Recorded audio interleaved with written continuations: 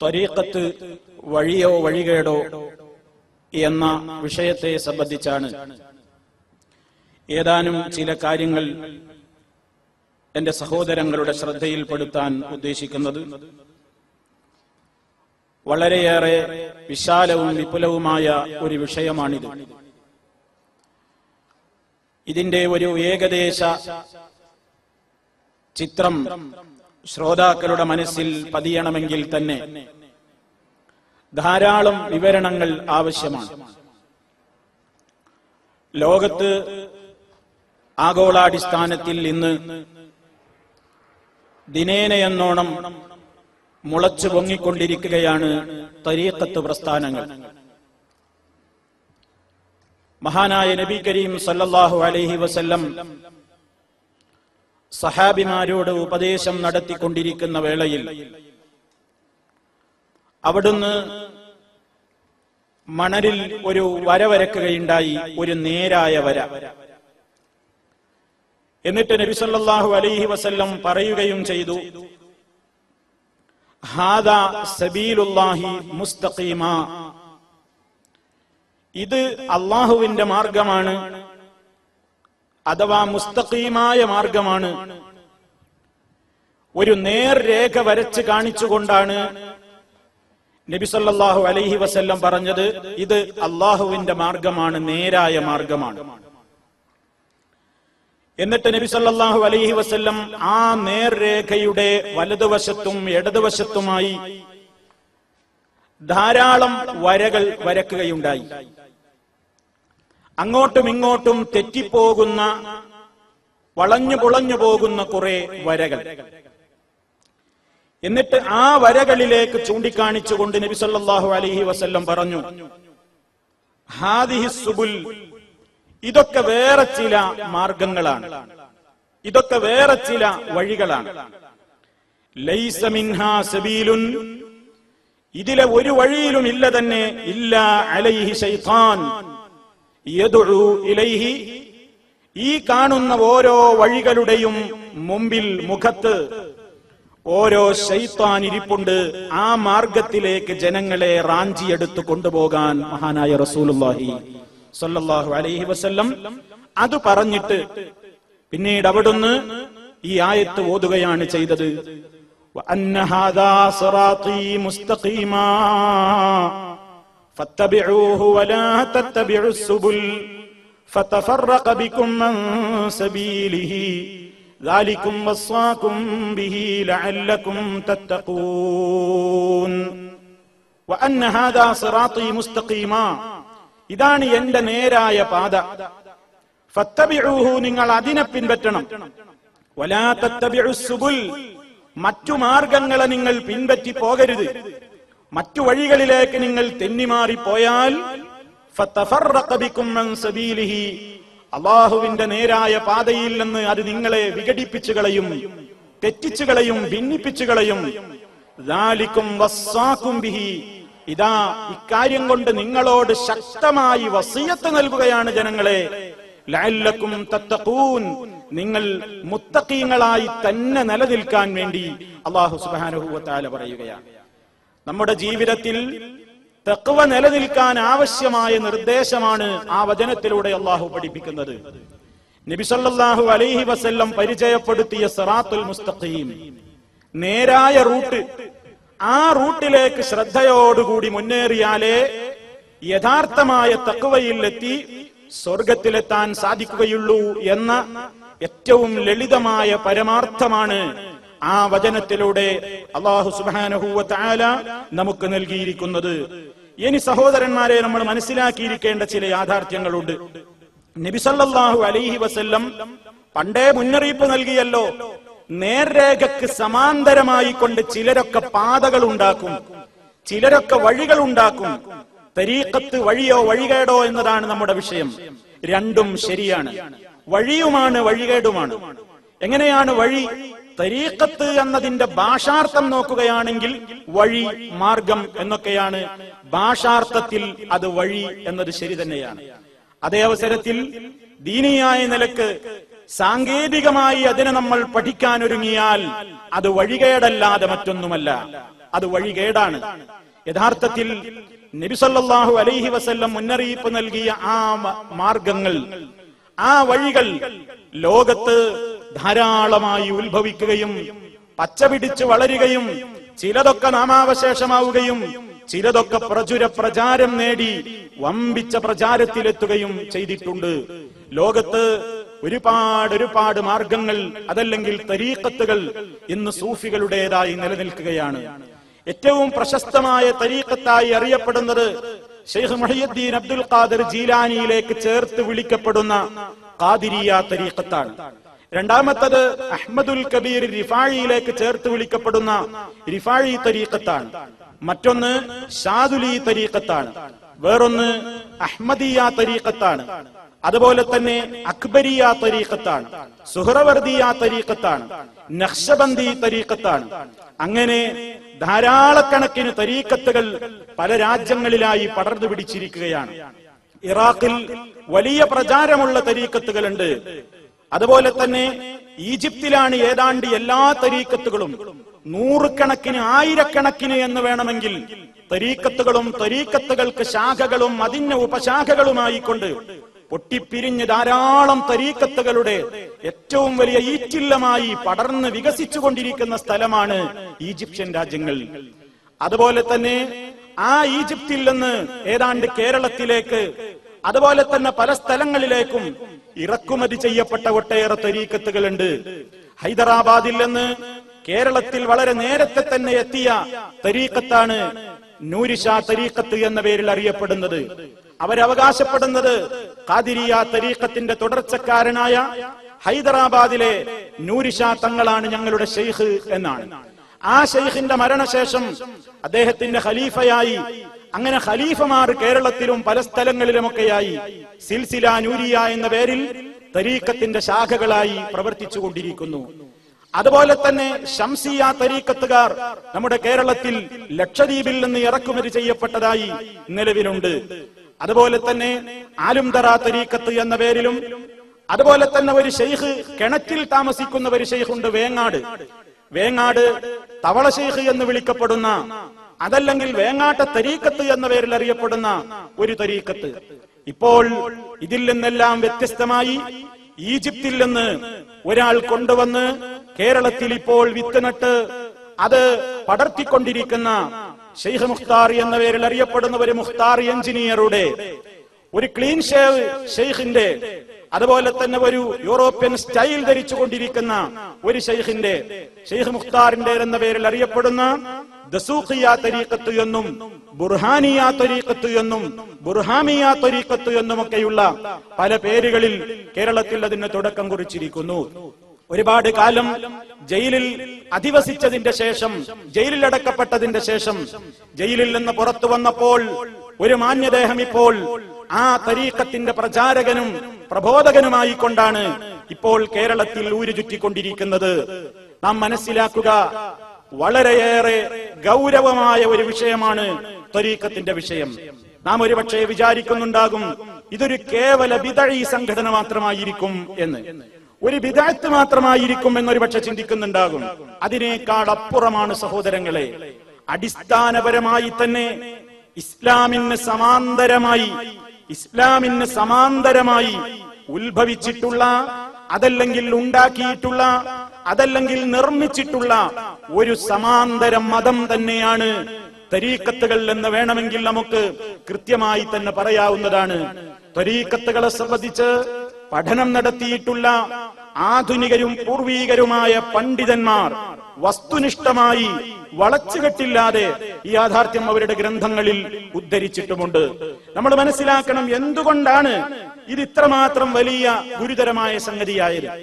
നാം ആലോചിച്ചു നോക്കൂ, എത്ര ആളുകളാണ് അതിൽ പെട്ടുപോകുന്നത്. ഈ തരീഖത്തിലേക്ക് ആകർഷിക്കപ്പെടുന്ന ചെറുപ്പക്കാർ അവര് പറയാണ്, എന്തോ ഇതുവരെ ഞങ്ങൾ പല ക്ലാസുകളിലും പങ്കെടുത്തിട്ടുണ്ട്, പല പ്രഭാഷണങ്ങളും കേട്ടിട്ടുണ്ട്, പലതും ഞങ്ങൾ വായിച്ചിട്ടുണ്ട്. ഇപ്പോൾ എന്തോ ഞങ്ങൾക്കൊരു വല്ലാത്ത അനുഭൂതി തോന്നുന്നു. ഇതിലേക്ക് ചേർന്നതിന്റെ ശേഷം മനസ്സിന് വലിയ ഒരു ആനന്ദം തോന്നുന്നു. ഞങ്ങളിപ്പോൾ വലിയ ലദ്ദത്ത് അനുഭവിക്കുന്നു. ഞങ്ങളിപ്പോൾ നമസ്കരിക്കുമ്പോൾ ഒരു മുനാജാത്ത് ഇപ്പോൾ ഞങ്ങൾ ആസ്വദിക്കുന്നു എന്നൊക്കെ പറഞ്ഞ് അവരുടെ കേന്ദ്രങ്ങളിൽ നിന്ന് സ്വകാര്യമായി ചൊല്ലിപ്പഠിപ്പിക്കുന്ന ചില പ്രത്യേക അറബി പദങ്ങൾ വാതോരാതെ പറഞ്ഞുകൊണ്ടിരിക്കുകയാണ്. കേട്ടുനിൽക്കുന്നവർ വാപൊളിച്ചു നിന്നു പോകുന്നു. ഓഹോ, ഈ തരീക്കത്തിലേക്ക് പോയപ്പോഴേക്ക് ഇയാൾ എന്തൊക്കെ പദങ്ങളായി പറയുന്നത്, നമുക്കൊന്നും കേട്ടുകേൾവിയില്ലാത്ത മുശാഹദയും മുറാഖബയും ഖൽവത്തും മുജാഹദയും അതുപോലെ തന്നെ എമ്പാടും കശ്ഫും ഇൽഹാമും കറാമത്തുകളും അങ്ങനെ ഒട്ടേറെ സംഗതികൾ നാവിൽ നിന്ന് തുരുതുരാ വരുന്നു. ഇത് ഉരുവിടുന്ന സഹോദരനോട് ചോദിക്കൂ, എന്താ സഹോദരാ നിങ്ങൾ ഈ പറഞ്ഞ മുശാഹദ? എന്താണ് നിങ്ങൾ ഈ ഉരുവിട്ട മുജാഹദ? എന്താണ് നിങ്ങൾ ഈ പറഞ്ഞ കശ്ഫ്? അത് ഞങ്ങളുടെ ശൈഖിനോട് ചോദിക്കണം. അത് നിങ്ങൾക്കറിയില്ലേ? ഇല്ല. പിന്നെ അതറിയാൻ എന്താ മാർഗം? വല്ല സീഡിയും കിട്ടുമോ? വല്ല ലേഖനത്തിലും വായിച്ച് ഞങ്ങൾക്ക് അറിയാൻ പറ്റുമോ? ഇല്ല. നിങ്ങളും ഞങ്ങളുടെ സ്വകാര്യ ക്ലാസ്സിലേക്ക് വരൂ. ഞങ്ങളുടെ ശൈഖിനെ കാണുമ്പോഴേക്ക് തന്നെ നിങ്ങൾക്കൊരു ആത്മീയ ലഹരി ഉണ്ടാകും. അദ്ദേഹത്തിന്റെ അടുക്കല അല്പനേരം ഇരിക്കുമ്പോഴേക്ക് തന്നെ നിങ്ങൾ മറ്റ് ക്ലാസ്സുകളിലും ലേണിങ്ങിനൊന്നും പോയിട്ട് കാര്യമില്ല. ഒരു പ്രത്യേകമായ ഒരു ആനന്ദ ലഹരി, ഒരു ആത്മീയമായ അനുഭൂതി നിങ്ങൾക്കുണ്ടാകും. വരൂ, കാണൂ, ഞങ്ങളുടെ ശൈഖിനെ ബൈഅത്ത് ചെയ്യൂ. ഓരോ തരീഖത്തുകാരും പൈശാചികത ഉള്ളിൽ നിറച്ചു വെച്ചുകൊണ്ട് പാവങ്ങളായ മനുഷ്യന്മാരുടെ മുമ്പിൽ പറഞ്ഞുകൊണ്ടിരിക്കുന്ന ചില വാചകങ്ങളുടെ സാമ്പിളുകളാണ് ഞാനിപ്പോൾ നിങ്ങളെ ഈ കേൾപ്പിച്ചത്.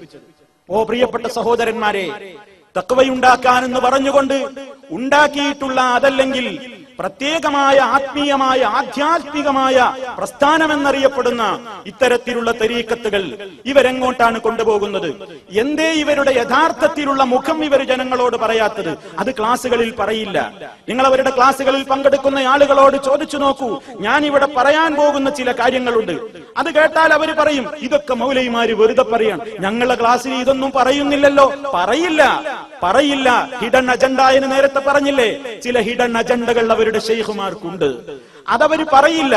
അതവരുടെ പ്രത്യേകമായ അവസ്ഥയോളം എത്തി സമ്പൂർണമായി വിശ്വസിക്കപ്പെടുന്ന മുരീദുമാരുടെ മുമ്പിൽ മാത്രമേ ആ പരമരഹസ്യങ്ങൾ, ആധ്യാത്മിക രഹസ്യങ്ങൾ എന്നാണ് അവരതിന് പറയുന്നത്, അതൊക്കെ അവർ പുറത്തേക്ക് ഇടുകയുള്ളൂ. അപ്പോഴേക്ക് ഈ മുരീദ് ഏകദേശം എന്തും ഏറ്റെടുക്കാൻ കഴിയാവുന്ന നിലക്കുള്ള ഒരു കറവപ്പശുവായി മാറിയിട്ടുണ്ടാകും. എന്തും പറഞ്ഞാൽ സ്വീകരിക്കാവുന്ന ഒരു അടിമത്തത്തിലേക്ക് അയാൾ എത്തിയിട്ടുണ്ടാകും. ആ സമയത്താണ് മുരീദിന്റെ മുമ്പിൽ ശൈഖ് പലപ്പോഴും ഈ ആധ്യാത്മിക ഭണ്ഡാരങ്ങളുടെ ആ പ്രത്യേകമായ മണിച്ചെപ്പ് എന്നൊക്കെ അവർ പറയാവുന്ന ചെപ്പ് തുറക്കുക. വാസ്തവത്തിൽ സഹോദരന്മാരെ, നാം നന്നായി പഠിക്കേണ്ടതുണ്ട്. എന്തേ ഇവർക്കിങ്ങനെ? ഇവരെല്ലാ ശൈഖുമാരെയും നിങ്ങൾ പരിശോധിച്ചു നോക്കൂ. ഇവരൊക്കെ ആദ്യം തന്നെ ഒരു വിശുദ്ധി അവകാശപ്പെട്ടിട്ടാണ് ആദ്യം രംഗത്ത് വരിക. ഇവരാദ്യം തന്നെ അവകാശപ്പെടും, ഞങ്ങൾ വിശുദ്ധരാണ്. എങ്ങനെ വിശുദ്ധരാണ്? അവരുടെ പരമ്പര ആദ്യം ഉണ്ടാക്കും. ഏത് ശൈഖിനും ഉണ്ടാകും ഒരു പരമ്പര. ഏതെങ്കിലും ശൈഖിനെ പറ്റി പറയുമ്പോ പറയും, അത് മുഹീദ്ദീൻ ശൈഖിന്റെ 21ാമത്തെ പേരക്കുട്ടിയാണ്, അല്ലെങ്കിൽ മുഹീദ്ദീൻ ശൈഖിന്റെ 46ാമത്തെ പേരക്കുട്ടിയാണ്, അല്ലെങ്കിൽ അള്ളാന്റെ റസൂലിന്റെ 836ാമത്തെ പേരമകനാണ് എന്നൊക്കെ പറഞ്ഞിട്ട് ഒരു സിൽസിലയുണ്ടാക്കിയിട്ട്, ഒരു പരമ്പരയുണ്ടാക്കിയിട്ട്, എന്റെ ശൈഖ് ഇന്നയാള്, ശൈഖിന്റെ ശൈഖ് ഇന്നയാള്, ആ ശൈഖിന്റെ ശൈഖ് ഇന്നയാള് എന്ന് പറഞ്ഞ് അള്ളാഹുവിന്റെ റസൂലിലേക്ക് എത്തുന്ന ഒരു പരമ്പരയുണ്ടാക്കും. എന്തിനാ അങ്ങനെ ഉണ്ടാക്കുന്നത് എന്നറിയാമോ? തരീക്കത്തുകാരോട് ചോദിച്ചു നോക്കൂ, തരീക്കത്തിലെ മെമ്പർമാരോട് ചോദിച്ചു നോക്കൂ. അവർ ചില പുതുവിവരങ്ങൾ പറയുന്നത് കേൾക്കാം. ഖുർആനിൽ നമ്മൾ ഇന്നുവരെ ഓതിയ സൂറത്തുകൾക്ക് നമ്മൾ ആരും ഇന്നുവരെ കേട്ടിട്ടില്ലാത്ത തഫ്സീറുകൾ അവർ പറയുന്നത് കേൾക്കാം. വിശുദ്ധ ഖുർആനിലെ അൽ ഹുറൂഫുൽ മുഖത്തഅ എന്നറിയപ്പെടുന്ന അലിഫ് ലാം മീം പോലെയുള്ള വിശുദ്ധ ഖുർആനിലെ ധാരാളം സൂറത്തുകളുടെ പ്രാരംഭത്തിൽ കാണുന്ന അത്തരത്തിലുള്ള അക്ഷരങ്ങൾ ഉണ്ടല്ലോ, അവയ്ക്ക് പോലും തരീക്കത്തിൽ ചേർന്ന ആളുകൾ വ്യാഖ്യാനം പറയും. നിങ്ങൾക്ക് എവിടെ നിന്നാ ഇതൊക്കെ കിട്ടിയത് എന്ന് ചോദിച്ചാൽ, ഇതൊന്നും ഞങ്ങൾ ഇതുവരെ പഠിച്ച തഫ്സീറിൽ കണ്ടില്ലല്ലോ, ഇതൊന്നും മഹാനായ നബി സല്ലല്ലാഹു അലൈഹി വസല്ലം പഠിപ്പിച്ച ഹദീസുകളിൽ കാണുന്നില്ലല്ലോ, ഇതൊന്നും പൂർവീകരായ പണ്ഡിത മഹത്തുക്കളുടെ ഗ്രന്ഥങ്ങളിൽ കാണുന്നില്ലല്ലോ, ഉത്തമ നൂറ്റാണ്ടുകളെന്ന് വിശേഷിപ്പിക്കപ്പെട്ട ഏറ്റവും മുന്തിയ നൂറ്റാണ്ടുകളിലൊന്നും ഇതാരും വിശ്വസിച്ചതായി കാണുന്നില്ലല്ലോ, നിങ്ങൾക്കിതെവിടെ നിന്ന് കിട്ടി എന്ന് ചോദിച്ചാൽ അവര് പറയുന്ന മറുപടിയാണ്, തരീഖത്തിലെ വിജ്ഞാനം എന്ന് പറയുന്നത് അത് ശരീഅത്തിലെ വിജ്ഞാനം പോലെയല്ല. ശരീഅത്തിലെ വിജ്ഞാനങ്ങളാണ് നിങ്ങൾക്ക് ഖുർആനിന്നും ഹദീസിന്നും ഒക്കെ ബാഹ്യമായിട്ട് മനസ്സിലാകുന്നത്. ഈ ഖുർആനിന് തന്നെയും രണ്ട് പുറമുണ്ട്, ഹദീസുകൾക്ക് തന്നെയും രണ്ട് പുറമുണ്ട് പോലും. അതൊക്കെ ഇവരുടെ ചില സാങ്കേതിക പ്രയോഗങ്ങളാണ്. ഖുർആനിന് ലാഹിറുമുണ്ട് പോലും ബാത്തിനുമുണ്ട് പോലും. ലാഹിറായിട്ട് മനസ്സിലാകുന്ന ചില ആശയങ്ങളുണ്ട്. അതേ കിതാബുകളിൽ കാണൂ, അതേ ഹദീസുകളിൽ കാണൂ. അതുള്ളൂ ശരീഅത്തിന്റെ ആലിമീങ്ങൾക്കൊക്കെ മനസ്സിലാവുകയുള്ളൂ. അതേ അവസരത്തിൽ വിശുദ്ധ ഖുർആനിന് തന്നെ ബാത്തിനായ ചില അർത്ഥങ്ങളുമുണ്ട്, അഥവാ ആന്തരിക രഹസ്യങ്ങൾ എന്നാ അവര് പറയാ. വിശുദ്ധ ഖുർആനിന്റെ വചനങ്ങൾക്ക് ആന്തരിക രഹസ്യങ്ങളുണ്ട്. ആ രഹസ്യം എവിടുന്നാ കിട്ടുക? അത് എവിടുന്നാ മനസ്സിലാവാന്ന് ചോദിച്ചാൽ അത് ഞങ്ങളുടെ ശൈഖിന് കിട്ടി. ശൈഖിന് എവിടെ നിന്ന് കിട്ടി? ശൈഖിന്റെ ഉസ്താദിൽ നിന്ന് കിട്ടി.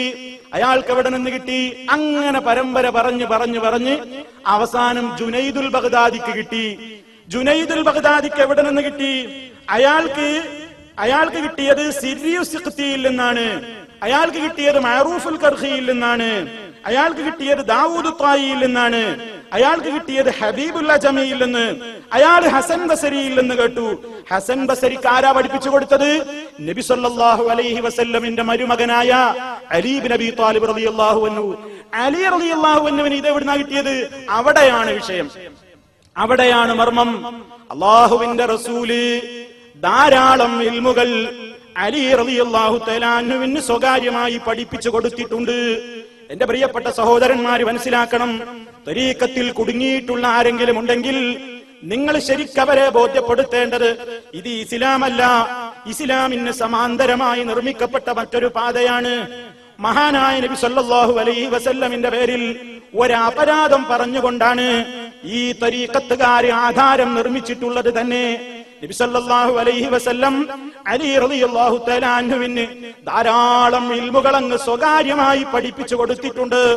മരുമകനെ വിളിച്ചുകൊണ്ട് സ്വകാര്യമായി അത് അബൂബക്കർ സിദ്ദീഖ് റളിയല്ലാഹു അൻഹുവിന് പഠിപ്പിച്ചു കൊടുത്തിട്ടില്ല. ഉമർ ഖത്താബ് റളിയല്ലാഹു അൻഹുവിന് പഠിപ്പിച്ചു കൊടുത്തിട്ടില്ല. ഉസ്മാൻ റളിയല്ലാഹു അൻഹുവിന് പഠിപ്പിച്ചു കൊടുത്തിട്ടില്ല. ഇബ്നു അബ്ബാസ് റളിയല്ലാഹു അൻഹുവിന് പഠിപ്പിച്ചു കൊടുത്തിട്ടില്ല. വിശുദ്ധ ഖുർആൻ ഏറ്റവും റളിയല്ലാഹു അൻഹും എന്ന് പറഞ്ഞ അലി റളിയല്ലാഹു അൻഹു ഒഴികെയുള്ള ഒരൊറ്റ സഹാബത്തിനും പഠിപ്പിച്ചു കൊടുക്കാതെ സ്വന്തം മകളുടെ ഭർത്താവ് എന്ന നിലയ്ക്ക് അലി റളിയല്ലാഹു തആല അൻഹുവിനെ വിളിച്ചുകൊണ്ട് സ്വകാര്യമായി നബി സല്ലല്ലാഹു അലൈഹി വസല്ലം കുറെ ഇൽമുകൾ അങ്ങ് പഠിപ്പിച്ചു കൊടുത്തിട്ടുണ്ട്. ആ ഇൽമ് അലിയാർക്കേ കിട്ടിയിട്ടുള്ളൂ. ആ ഇൽമാണ് തരീഖത്തിന്റെ ഇൽമ്. ആ കിട്ടിയ ഇൽമ് അലി റളിയല്ലാഹു അൻഹു ഹസൻ ബസരിക്ക് കൈമാറിയതാണ്. ഹസൻ ബസരി പിന്നീട് അടുത്തയാൾക്ക് കൈമാറിയതാണ്. അങ്ങനെ അങ്ങനെ അങ്ങനെ ഞങ്ങളുടെ ശൈഖിലെത്തിയതാണ്. അതുകൊണ്ട് അപ്പറയുന്ന ഇൽമൊന്നും നിങ്ങളുടെ ബുഖാരിയിൽ കാണില്ല, മുസ്ലിമിൽ കാണില്ല, അബൂദാവൂദിലോ തിർമിദിയിലോ നസായിലോ ഇബ്നു മാജയിലോ കാണില്ല, തഫ്സീർ തബരിയിൽ കാണില്ല, ഇബ്നു കസീറിൽ കാണില്ല. അതുപോലെ തന്നെ ശരീഅത്തിന്റെ ആലിമീങ്ങൾക്കൊന്നും അത് മനസ്സിലാവില്ല. അതുകൊണ്ട് സ്വകാര്യമായ ചില ഇൽമുകളുണ്ട്. ആ ഇൽമുകൾ ഇവരാണ് നൽകിയിട്ടുള്ളത്. അതുകൊണ്ട് അതിന്റെ പേരിൽ ഒരു നിർമ്മിതമായ ഹദീസും ഉണ്ടാക്കി. നബി സല്ലല്ലാഹു അലൈഹി വസല്ലം പറഞ്ഞു പോലും അന മദീനത്തുൽ ഇൽമി വ അലിയുൻ ബാബുഹാ, ഞാൻ ഇൽമിന്റെ പട്ടണമാണ്. നബി സല്ലല്ലാഹു അലൈഹി വസല്ലം പറഞ്ഞു എന്ന് പറഞ്ഞുകൊണ്ട് പറയുകയാണ് അന മദീനത്തുൽ ഇൽമി, ഞാൻ അറിവിന്റെ പട്ടണമാണ്. വ അലിയുൻ ബാബുഹാ, ആ പട്ടണത്തിലേക്ക് പ്രവേശിക്കാനുള്ള വാതിൽ അലി ഇബ്നു അബീ ത്വാലിബ് റളിയല്ലാഹു അൻഹു മാത്രമാണ്. ആ അടിസ്ഥാനത്തിൽ ഒരു നിർമ്മിതമായ ഹദീസും ഉണ്ടാക്കി. നിങ്ങൾ നോക്കൂ, നബി സല്ലല്ലാഹു അലൈഹി വസല്ലമിന്റെ പേരിൽ ഏറ്റവും വലിയ ആരോപണം പറഞ്ഞുകൊണ്ടാണ് തരീഖത്തുകാരൻ അവന്റെ ഇൽമിന് തുടക്കം കുറിച്ചിട്ടുള്ളത്. വിശുദ്ധ ഖുർആൻ എന്താ പറയുന്നത്? മഹാനായ നബി സല്ലല്ലാഹു അലൈഹി വസല്ലമിനോട് പറയുന്നു, യാ അയ്യുഹർ റസൂൽ ബല്ലിഗ് മാ ഉൻസില ഇലൈക മിർ റബ്ബിക വഇൻ ലം തഫ്അൽ ഫമാ ബല്ലഗ്ത റിസാലതഹു വല്ലാഹു യഅസിമുക മിനൻ നാസ് ഇന്നല്ലാഹ ലാ യഹ്ദിൽ ഖൗമൽ കാഫിരീൻ.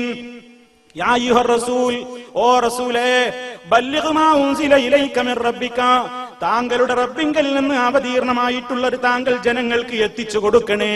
വഇല്ലം തഫ്അൽ, താങ്കൾ അങ്ങനെ ചെയ്തിട്ടില്ലെങ്കിൽ ഫമാ ബല്ലഗ്ത റിസാലതഹു, അല്ലാഹുവിന്റെ സന്ദേശത്തെ നിങ്ങൾ എത്തിച്ചു കൊടുത്തവനാവില്ല. അതുകൊണ്ട് അല്ലാഹ് ഏൽപ്പിച്ചത് മുഴുവനും നിങ്ങൾ ജനങ്ങളോട് പറയണേ. ആരെയും നിങ്ങൾ ഭയപ്പെടരുത് അക്കാര്യത്തിൽ. അല്ലാഹു യഅസിമുക മിനൻ നാസ്, ജനങ്ങളിൽ നിന്ന് അല്ലാഹ് താങ്കളെ കാത്തുകൊള്ളും. ഇത് വിശുദ്ധ ഖുർആൻ പറയുന്നത് വിശ്വസിക്കുന്നവരല്ലേ മുസ്ലിമീങ്ങൾ? തരീഖത്തുകാരോട് ചോദിക്കട്ടെ, അവരൊന്ന് വളരെ നിഷ്പക്ഷമായി ആലോചിക്കേണ്ടതുണ്ട്. അള്ളാഹുവിന്റെ റസൂല് ഈ സമുദായത്തിന് പഠിപ്പിക്കേണ്ടുന്ന ആധ്യാത്മികമായ ജ്ഞാനങ്ങൾ, ആത്മീയമായ രഹസ്യങ്ങൾ, മനുഷ്യനെ പെട്ടെന്ന് സ്വർഗത്തിലേക്ക് എത്തിക്കുന്ന കാര്യങ്ങൾ, മനുഷ്യനെ നരകത്തിയിൽ നിന്ന് അകറ്റുന്ന നല്ല നല്ല കാര്യങ്ങൾ പഠിപ്പിച്ചു കൊടുക്കാൻ തയ്യാറാകാതെ അത്തരം ചില വിവരങ്ങൾ പൊതുജനങ്ങളിൽ നിന്ന് മൂടിവെച്ചിട്ട് സ്വന്തം മരുമകനായ മകളുടെ ഭർത്താവ് അലി റളിയല്ലാഹു അൻഹുവിനെ മാത്രം പറഞ്ഞു കൊടുത്തു എന്ന് വന്നാൽ അതിനേക്കാൾ വലിയ കുഫർ എന്താ ഉള്ളത്? അത് വിശ്വസിച്ചാൽ ഒരു മുസ്ലിമിന് മുസ്ലിമായി തുടരാൻ കഴിയുമോ?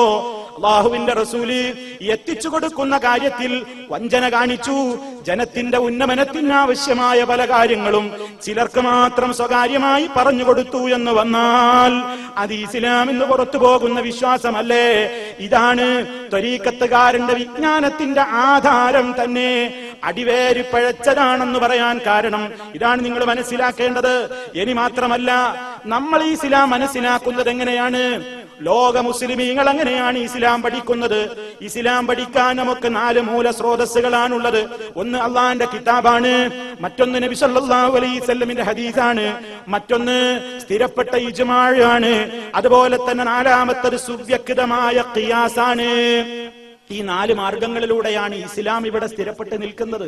എന്നാൽ തരീഖത്തുകാർക്ക് ഇതുപോരാ. അവർ ഈ ഇസ്ലാമിനെ മനസ്സിലാക്കാൻ വേറെ ചില സ്രോതസ്സുകൾ അവർക്കുണ്ട്.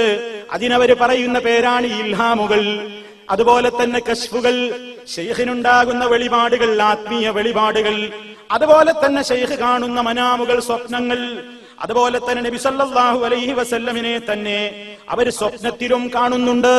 എന്നിട്ട് നബി അവർക്ക് ദീന് പഠിപ്പിച്ചു കൊടുക്കുന്നുണ്ട്. അതുപോലെ തന്നെ ഉണർച്ചയിലും നബി സല്ലല്ലാഹു അലൈഹി വസല്ലമിനെ തരീഖത്തിന്റെ ശൈഖുമാര് കാണുന്നുണ്ട്. അതുപോലെ തന്നെ പ്രവാചകന്മാരോട് അവര് നേരിട്ട് കൂടിക്കാഴ്ച നടത്തുന്നുണ്ട്.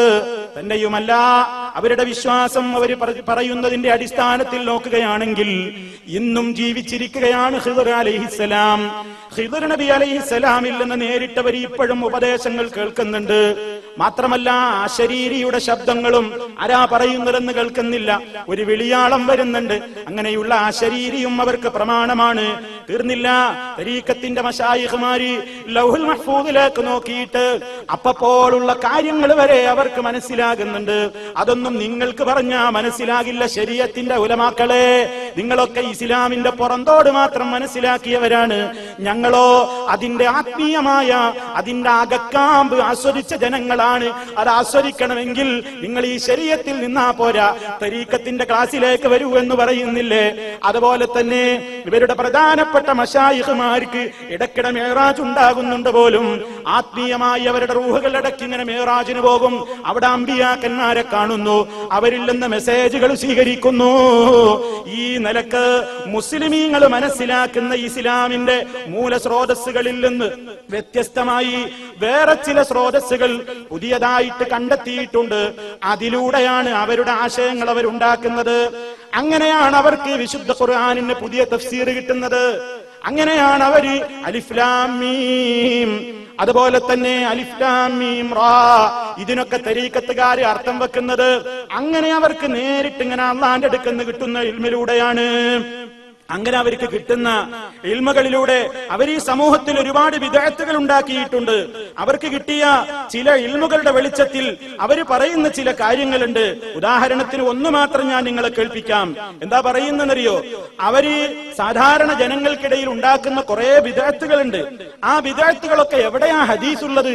എവിടുന്നാ നിങ്ങൾക്ക് ഇത് കിട്ടിയത് എന്നൊക്കെ ചോദിച്ചാൽ അവർക്ക് അതൊക്കെ സ്വപ്നത്തിലൂടെ, അവർക്കുണ്ടാകുന്ന വെളിപാടുകളിലൂടെയൊക്കെയാണ്. നിങ്ങൾ നോക്കൂ, ഒരു ഉദാഹരണം. ഒരിക്കൽ മരണപ്പെട്ട ആളുകൾ അവരുടെ ഖബറുകളിൽ നിന്ന് എഴുന്നേറ്റ് വന്ന് എന്തോ സാധനങ്ങൾ പെറുക്കി കൂട്ടുന്നതായി ഒരാൾ സ്വപ്നം കണ്ടു. കേട്ടോ, തരീഖത്തുകാർ പ്രചരിപ്പിക്കുന്നതാണ്. മരണപ്പെട്ട ഒരാൾ സ്വപ്നം കാണുന്നു. മരണപ്പെട്ടവര് അവരുടെ ഖബറുകളിൽ നിന്ന് എഴുന്നേറ്റ് വന്ന് എന്തോ സാധനങ്ങൾ പെറുക്കി കൂട്ടുന്നതായി ഒരാൾ സ്വപ്നം കണ്ടു. കൂട്ടത്തിൽ ഒരാൾ അതിലൊന്നും പങ്കെടുക്കാതെ സ്വസ്ഥമായിരിക്കുന്നു. ഒരാൾ പെറുക്കാനൊന്നും പോകില്ല, അയാൾ സ്വസ്ഥമായിട്ട് ഇരിക്കാനല്ല, സമാധാനത്തിൽ. അയാളെ സമീപിച്ചിട്ട് ഈ സ്വപ്നം കണ്ട ആൾ അന്വേഷിച്ചു, ഇവരൊക്കെ എന്താ പെറുക്കി കൂട്ടുന്നത്? അപ്പൊ അയാൾ പറഞ്ഞ്, മരിച്ചുപോയവർക്ക് വേണ്ടി അവരുടെ ജീവിച്ചിരിക്കുന്ന ബന്ധുക്കൾ ഹദിയയായി ഓതിയ അയച്ച ഖുർആനും ദാനധർമ്മങ്ങളും പ്രാർത്ഥനകളും ഒക്കെയാണെന്ന് അയാൾ വിവരിച്ചു കൊടുത്തു. അപ്പൊ സ്വപ്നം കണ്ട ആൾ വീണ്ടും അന്വേഷിച്ചു, എങ്കിൽ നിങ്ങളെന്താ ഒന്നും പെറുക്കാത്തത്? നിങ്ങളെന്താ ഒന്നും പെറുക്കിയെടുക്കാത്തത്? അപ്പൊ അയാൾ പറഞ്ഞു, മറ്റൊന്നുമല്ല, എനിക്ക് വേണ്ടി എന്റെ മകൻ ഓരോ ദിവസവും ഓരോ ഖത്തം ഓതി ഹദിയയായി അയച്ചു തരുന്നുണ്ട്, അതുകൊണ്ട് എനിക്കിങ്ങനെ പെറുക്കിയെടുക്കേണ്ട ആവശ്യമൊന്നുമില്ല അയാൾ പറഞ്ഞു. അപ്പൊ ഇയാൾ പിന്നെയും അയാൾ പറഞ്ഞു തുടർന്നിട്ട്, എന്റെ ആ മകൻ, എനിക്ക് ഹദിയ അയക്കുന്ന മകനാരാ? എന്റെ ആ മകൻ ഇന്ന് അങ്ങാടിയിൽ മധുരപലഹാര കച്ചവടം നടത്തുകയാണ്. തുടർന്ന് നേരം പുലർന്നപ്പോൾ സ്വപ്നം കണ്ടയാള് പ്രസ്തുത അങ്ങാടിയിൽ ചെല്ലുകയും പ്രസ്തുത യുവാവിനെ കാണുകയും ചെയ്തു. കച്ചവടത്തിനിടയിലും അയാൾ ചുണ്ടുകൾ സദാ ചലിപ്പിച്ചു കൊണ്ടിരിക്കുകയാണ്. എന്താണ് താൻ ഉരുവിട്ടുകൊണ്ടിരിക്കുന്നതെന്ന് അന്വേഷിച്ചപ്പോൾ യുവാവ് പറഞ്ഞു, പിതാവിന് ഹദിയ ചെയ്യാൻ വേണ്ടി ഞാൻ കത്തം മോദിക്കൊണ്ടിരിക്കുകയാണ്. നോക്കൂ നിങ്ങൾ, കുറെ കൊല്ലങ്ങൾക്ക് ശേഷം വീണ്ടും അതേ സ്വപ്നം തന്നെ അദ്ദേഹം കണ്ടു. പക്ഷേ ഇക്കുറി ആദ്യ സ്വപ്നത്തിൽ സ്വസ്ഥമായിരിക്കുകയായിരുന്ന ആളും പെറുക്കിക്കൂട്ടുക തന്നെയാണ് കാണുന്നത്. ആദ്യം വെറുതെ ഇരുന്ന ആളും ഇപ്പൊ പെറുക്കിക്കൂട്ടുന്നുണ്ട്. അപ്പൊ എന്താ കാരണമെന്ന് അന്വേഷിച്ചപ്പോ അയാൾ പറഞ്ഞു, ആ യുവാവ് മരിച്ചുപോയി, അതുകൊണ്ടാണ് യുവാവിന്റെ പിതാവിനും ഇപ്പൊ പെറുക്കിക്കൂട്ടേണ്ട ഗതികേടുണ്ടായത്. നിങ്ങൾ നോക്കൂ, ധാരാളം കഥകളുണ്ട്. സമയദൈർഘ്യം ഭയന്നിട്ട് ഞാൻ അതിലേക്ക് ഉദ്ധരിക്കുന്നില്ല. ധാരാളം കഥകൾ ഇതുപോലെയുണ്ട്. എന്താ ഇപ്പൊ ഇതുകൊണ്ട് സ്ഥാപിച്ചത്? മരിച്ചവർക്ക് വേണ്ടി ഖുർആൻ ഓതിയിട്ട് അതിന്റെ ഹദിയ അവർക്ക് വേണ്ടി പാർസലാക്കിയാൽ, അതല്ലെങ്കിൽ അവർക്ക് അയച്ചു കൊടുത്താൽ അതവർക്ക് അപ്പോൾ തന്നെ ഖബറിൽ കിട്ടിക്കൊണ്ടിരിക്കും.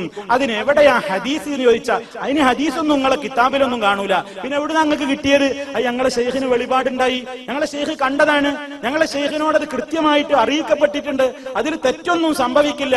അതൊന്നും നിങ്ങൾക്ക് മനസ്സിലാവില്ല. അതൊക്കെ മനസ്സിലാകാൻ ഒരു ആത്മീയ അനുഭൂതി നുകരേണ്ടതുണ്ട്. അതിന് വരൂ, തരീഖത്തിന്റെ ക്ലാസ്സിലേക്ക് ചേരൂ, ഞങ്ങളുടെ തരീഖത്തിൽ ഞങ്ങളുടെ ശൈഖിൽ വന്ന് ബയ്യത്ത് ചെയ്യൂ, ഇതേ മറുപടി പറയൂ. ഇങ്ങനെ ഇസ്ലാമിന് നിരക്കാത്ത, ഇസ്ലാമിലില്ലാത്ത കുറെ ഇസ്ലാമിന്റെ പേരിൽ നടത്തിക്കൊണ്ടിരിക്കുന്ന കുറെ ഇബാദത്തുകൾക്ക് സ്രോതസ്സുകളായി കാണുന്നത് സ്വപ്നങ്ങളാണ്. അതുപോലെ തന്നെ ആത്മീയ വെളിപാടുകളാണ്. മാത്രമല്ല, ഇസ്ലാമികമായിട്ട് ഒരാൾ സ്വപ്നം കണ്ട എന്താ ഇതിന്റെ പ്രമാണം? സ്വപ്നം ഇസ്ലാമിൽ തെളിവാണോ? മഹാന്മാരായ പണ്ഡിതന്മാര് പറഞ്ഞു, അമ്പിയാക്കന്മാരുടെ സ്വപ്നം അത് വഹിയാണ്, മറ്റുള്ളവരുടെ അതിൽ നിന്ന് വ്യത്യസ്തമായിട്ട്. കാരണം വഹിയിൽ ഒരിക്കലും ഒരു പിഴവും സംഭവിക്കുന്നതല്ല. കാരണം അമ്പിയാക്കൾക്ക് അള്ളാഹുവിന്റെ പ്രത്യേകമായ കാവലുണ്ട്. അതേ അവസരത്തിൽ അമ്പിയാക്കൾ അല്ലാത്തവർ കാണുന്ന സ്വപ്നങ്ങളോ അതിൽ ശൈത്താൻ പങ്കെടുക്കാനുള്ള സാധ്യത വളരെയേറെ കൂടുതലാണ്. അതുകൊണ്ട് അമ്പിയാക്കളല്ലാത്തവർ കണ്ട സ്വപ്നത്തിനൊന്നും ഒരു വിലയില്ല, അതിനൊന്നും ഒരു പ്രത്യേകമായ സുരക്ഷിതത്വമില്ല. പക്ഷേ ഇവരെന്ത് ചെയ്തു എന്നറിയോ? ഈ തരീഖത്തിന്റെ നിയമമനുസരിച്ച് അവരാദ്യം തന്നെ ഒരു നിയമം രചിച്ചുണ്ടാക്കി. അതെന്താ? അമ്പിയാക്കൾക്ക് ഇസ്മത്തുണ്ട്, അമ്പിയാക്കൾ മഅസൂമീങ്ങളാണ്. എന്നാ ഞങ്ങളുടെ ശൈഖുമാര് മഅസൂമീങ്ങളാന്ന് പറഞ്ഞാൽ ചിലപ്പോ ആളുകൾ ഒന്ന് ചിന്തിച്ചാലോ. അതുകൊണ്ട് ചിന്തയിൽ നിന്നൊന്ന് തെന്നി മാറിക്കാൻ വേണ്ടിയിട്ട് വേറൊരു പേര് കൊടുത്തു. അമ്പിയാക്കൾക്ക് ഇസ്മത്തുണ്ട്, ഞങ്ങളുടെ ശൈഖുമാർക്ക് ഹിഫ്ള് ഉണ്ട്. എന്താ ഹിഫ്ള് എന്ന് പറഞ്ഞാൽ? ഇസ്മത്ത് തന്നെ. എന്താ മഹ്ഫൂദ് എന്ന് പറഞ്ഞാൽ? മഅസൂം തന്നെ. അപ്പൊ അക്ഷരാർത്ഥത്തിൽ അമ്പിയാക്കൾ തെറ്റില്ലാത്തവരാണ്, പാപ സുരക്ഷിതത്വമുള്ളവരായതുപോലെ ഞങ്ങളുടെ ശൈഖുമാരും പാപ സുരക്ഷിതത്വമുള്ള ആളുകളാണ് എന്നാണ് അവരവകാശപ്പെടുന്നത്. അതിലൂടെയും കുറെ ബിദ്അത്തുകൾ ഇവർ ഉണ്ടാക്കിയിട്ടുണ്ട്. ആ നിലക്ക് ധാരാളം ബിദ്അത്തുകൾ ആ നിലക്കും അവരുണ്ടാക്കിയിട്ടുണ്ട്. എമ്പാടും ഉദാഹരണങ്ങളുണ്ട്. പിന്നെ അവരുടെ ഒരു പ്രത്യേകമായ സ്രോതസ് എന്താണ്? ഞാൻ നേരത്തെ പറഞ്ഞല്ലോ, ശൈഖുമാര് ഇടക്കിടക്ക് മേറാജ് പോകും. ഇവരെ ശൈഖുമാര് ഇടക്കിടക്ക് മേറാജ്. അതെങ്ങനെ മേറാജ്? ശരീരം പടണ്ടല്ലോ, അത് അവർ റൂഹിയായ മേറാജ് എന്ന് അതിന് പറയാ. അതൊന്നും നിങ്ങൾക്ക് പറഞ്ഞാൽ മനസ്സിലാവൂല. അതൊക്കെ അത് മനസ്സിലാകണമെങ്കിൽ അങ്ങോട്ട് വരും, ഞങ്ങളെ ശൈഖിനെ ബയ്യത്ത് എന്ന് പറയും. ഇത് ഇടക്കിടക്ക് ഇങ്ങനെ പറയും തരീഖത്തുകാര്. നിങ്ങൾ സംസാരിച്ചു നോക്കൂ, ഇടക്കിടക്ക് ഇങ്ങനെ പറയും. നിങ്ങൾക്കിതൊന്നും മനസ്സിലാവില്ല. നിങ്ങൾ വെറും ശരീഅത്തിന്റെ പുറന്തോട് മാത്രം രുചിച്ചവരാണ്. അകക്കാൻ പറയാൻ തരീഖത്തിൽ വരണം. അതിന് നിങ്ങൾ വരൂ, നിങ്ങളൊന്ന് വന്നു നോക്കൂ എന്നാണ് പറയുക. അങ്ങനെ നിങ്ങൾ ആലോചിച്ചു നോക്കൂ സഹോദരന്മാരെ, എത്രമാത്രം ഈ മനുഷ്യന്മാർ അധപ്പതിച്ചു പോയി. അള്ളാഹുവുമായിട്ട് ഇവര് മിഅ്റാജിന് പോയിട്ട് നേരിട്ട് സംഭാഷണം നടത്തുന്നുണ്ട്. മാത്രല്ല, മലക്കുകളുമായിട്ട് സംഭാഷണം നടത്തും, പ്രവാചകന്മാരുമായി സംഭാഷണം നടത്തും. മാത്രല്ല, നേരിട്ട് അള്ള പറഞ്ഞിട്ട് അവർ കിതാബ് രചിക്കുന്ന ആ കൂട്ടത്തിൽ നിങ്ങളെ കാണിക്കാം. അള്ള പറഞ്ഞിട്ട് രചിക്കാൻ പറഞ്ഞൊരു കിതാബ് അൽ ഇൻസാനുൽ കാമിൽ എന്നാണ് ഈ കിതാബിന്റെ പേര്. അൽ ഇൻസാനുൽ കാമിൽ. ഇതാരാ എഴുതിയത്? ഒരു സൂഫി അബ്ദുൽ കരീമുൽ ജിയലി എന്ന പേരിൽ അറിയപ്പെടുന്ന അൽ ഇൻസാനുൽ കാമിൽ ഫീ മഅരിഫത്തിൽ അവാഖിരി വൽ അവായിലി എന്ന ഈ പുസ്തകം. സഹോദരന്മാരെ, കുഫറിന്റെ കേദാരമാണ് ഈ ഗ്രന്ഥം. കുഫറിന്റെ കേദാരമാണ് ഈ ഗ്രന്ഥം. വസ്തുനിഷ്ഠമായി നമ്മൾ മനസ്സിലാക്കണം എത്ര ഗൗരവമാണ്. അതങ്ങ് ഈജിപ്തിലോ ഇറാഖിലോ ഒക്കെ ആയിരിക്കില്ലേ മൗലവി? നിങ്ങൾ എന്തിനാണ് ഒരു മലയാളി സദസ്സിൽ ഒരു ഇൻസാനുൽ കാമിലിനെ പറ്റി ഇത്ര ഗൗരവത്തോടുകൂടെ പറയുന്നത്? നിങ്ങൾ മനസ്സിലാക്കണം, ഇതാ ഈ കാണുന്നത് അതിന്റെ തർജ്ജമയാണ്. ഈ കാണുന്നതിന്റെ തർജ്ജമയാണ്. ഇതതിന്റെ മൂന്നാം വാള്യം മാത്രമാണ്. ഇതുപോലെയുള്ള 3 പുസ്തകങ്ങളാണ് അൽ ഇൻസാനുൽ കാമിൽ, ഷെയ്ഖ് അബ്ദുൽ കരീം ജിയലിയുടെ സമ്പൂർണ്ണ മനുഷ്യൻ, ആത്മരഹസ്യങ്ങൾ. ഇത് കേരളത്തിൽ എവിടെ നിന്നാണ് പ്രസിദ്ധീകരിച്ചത് എന്ന് നിങ്ങൾ അറിയണം. ഇതൊക്കെ നമ്മുടെ നാട്ടിൽ എത്രമാത്രം തരീക്കത്തുകൾക്ക് വേരോട്ടമുണ്ടാക്കാൻ പിശാച് ശ്രമിച്ചുകൊണ്ടിരിക്കുന്നു എന്നതിന്റെ ഉത്തമമായ ഉദാഹരണങ്ങളാണ്. ഇത് പ്രസിദ്ധീകരിച്ചത് ലുക്മാനിയ ബുക്ക് സെന്റർ ആണ്. എവിടെ? പോസ്റ്റ് മരുതയൂർ, കവല, പാവറട്ടി, തൃശൂർ ജില്ല. തൃശൂർ ജില്ലയിലെ പാവറട്ടിയിലെ പ്രസിൽ നിന്നടിച്ച് ആയിരക്കണക്കിന് കോപ്പികൾ മുസ്ലിം കൈരളിയുടെ മുസ്ലിമീങ്ങളുടെ മനസ്സുകളെ, ഈമാനുകളെ മലീമസമാക്കുവാൻ വേണ്ടി, അവരെ മസ്തിഷ്ക പ്രക്ഷാളനം നടത്താൻ ബ്രെയിൻ വാഷ് ചെയ്തുകൊണ്ട് ഇസ്ലാമിൽ നിന്ന് അകറ്റിയിട്ട് ശൈഖുമാരുടെ കാൽപാദങ്ങൾക്ക് മുമ്പിൽ സമർപ്പിക്കുവാൻ വേണ്ടി ഉറച്ചുറച്ചുകൊണ്ട് എഴുതിവിട്ടിട്ടുള്ള ഇത്തരത്തിലുള്ള ആത്മരഹസ്യങ്ങൾ എന്ന് പറയുന്ന ശിർക്കിന്റെയും കുഫറിന്റെയും ഈ വരികൾ മലയാളത്തിലേക്ക് മൊഴിമാറ്റം ചെയ്യപ്പെട്ടിരിക്കുകയാണ്. പ്രിയപ്പെട്ട സഹോദരന്മാരെ, എന്താ ഇതിന്റെ അവകാശവാദം എന്നറിയോ? അള്ള പറഞ്ഞതാണ് പോലും, ഇങ്ങനൊരു ഗ്രന്ഥം രചിക്കൂ ജിയലി അൽ ഇൻസാനുൽ കാമിൽ. അള്ളാന്റെ നിർദ്ദേശപ്രകാരം ഇറക്കിയൊരു കിതാബ് പിന്നെ എങ്ങനെ ഉണ്ടാവും? വളരെ നന്നായിരിക്കുമല്ലോ. ഞാൻ അതിന്റെ ചില ഭാഗങ്ങളിലേക്ക് ഇൻഷാ അല്ലാഹ് പിന്നീട് വരുന്നുണ്ട്. അതുപോലെ തന്നെ സഹോദരന്മാരെ, ഇബ്നു അറബി എന്ന പേരിൽ അറിയപ്പെടുന്ന ഒരാളുണ്ട്. ഇബ്നു അറബി, മുഹീദ്ദീൻ ഇബ്നു അറബി എന്നാണ് അയാൾ സൂഫി ലോകത്ത് അറിയപ്പെടുന്നത്. അയാൾ തനിച്ച സിന്ദീഖാണ്, അയാൾ മുശ്രിക്കാണ്, കാഫിറാണ് എന്ന് മുസ്ലിം ലോകത്തുള്ള ആധുനികരും പൂർവീകരുമായ പണ്ഡിതന്മാർ ഫത്വ നൽകിയിട്ടുണ്ട്. അയാൾക്ക് ഒരുപാട് ഗ്രന്ഥങ്ങളുണ്ട്. അയാൾ എഴുതിയിട്ടുള്ള ഒരു ഗ്രന്ഥമാണ് ഫുസൂസുൽ ഹിക്കം. ആ ഗ്രന്ഥം പരിശോധിച്ചു നോക്കിയാൽ, ആ ഗ്രന്ഥത്തിന്റെ അടിസ്ഥാനത്തിൽ പരിശോധിച്ചാൽ ഫിർഔൻ നമ്പർ 1 മുഅ്മിനാണ്. മനസ്സിലാക്കണം, ഇബ്ലീസ് നമ്പർ 1 മുഅ്മിനാണ്. മുഅ്മിനല്ലാത്തവരായി ലോകത്ത് ആരുമില്ല. നിങ്ങൾക്കറിയാമോ, ഒരുത്തൻ ഈ രൂപത്തിലുള്ള തരീഖത്തിന്റെ ഒരു പ്രചാരകനായ മനുഷ്യനെ പറ്റി ഒരു കഥയുണ്ട്. അയാൾ ഒരു സ്ഥലത്ത് ജുമാ ഖുത്ബക്ക് വരുന്നു. മിമ്പറിൽ കയറിയിട്ട് അയാൾ തുടക്കത്തിൽ പറയുന്നത് എന്താണെന്നോ? അഷ്ഹദു അൻ ലാ ഇലാഹ ഇല്ലക്കും ഇല്ലാ ഇബ്ലീസ് അലൈഹി സ്വലാത്തു വസ്സലാം. മഅദല്ലാഹ്. നിങ്ങളൊന്ന് ചിന്തിച്ചു നോക്കൂ, എന്താ ഈ പറഞ്ഞത്?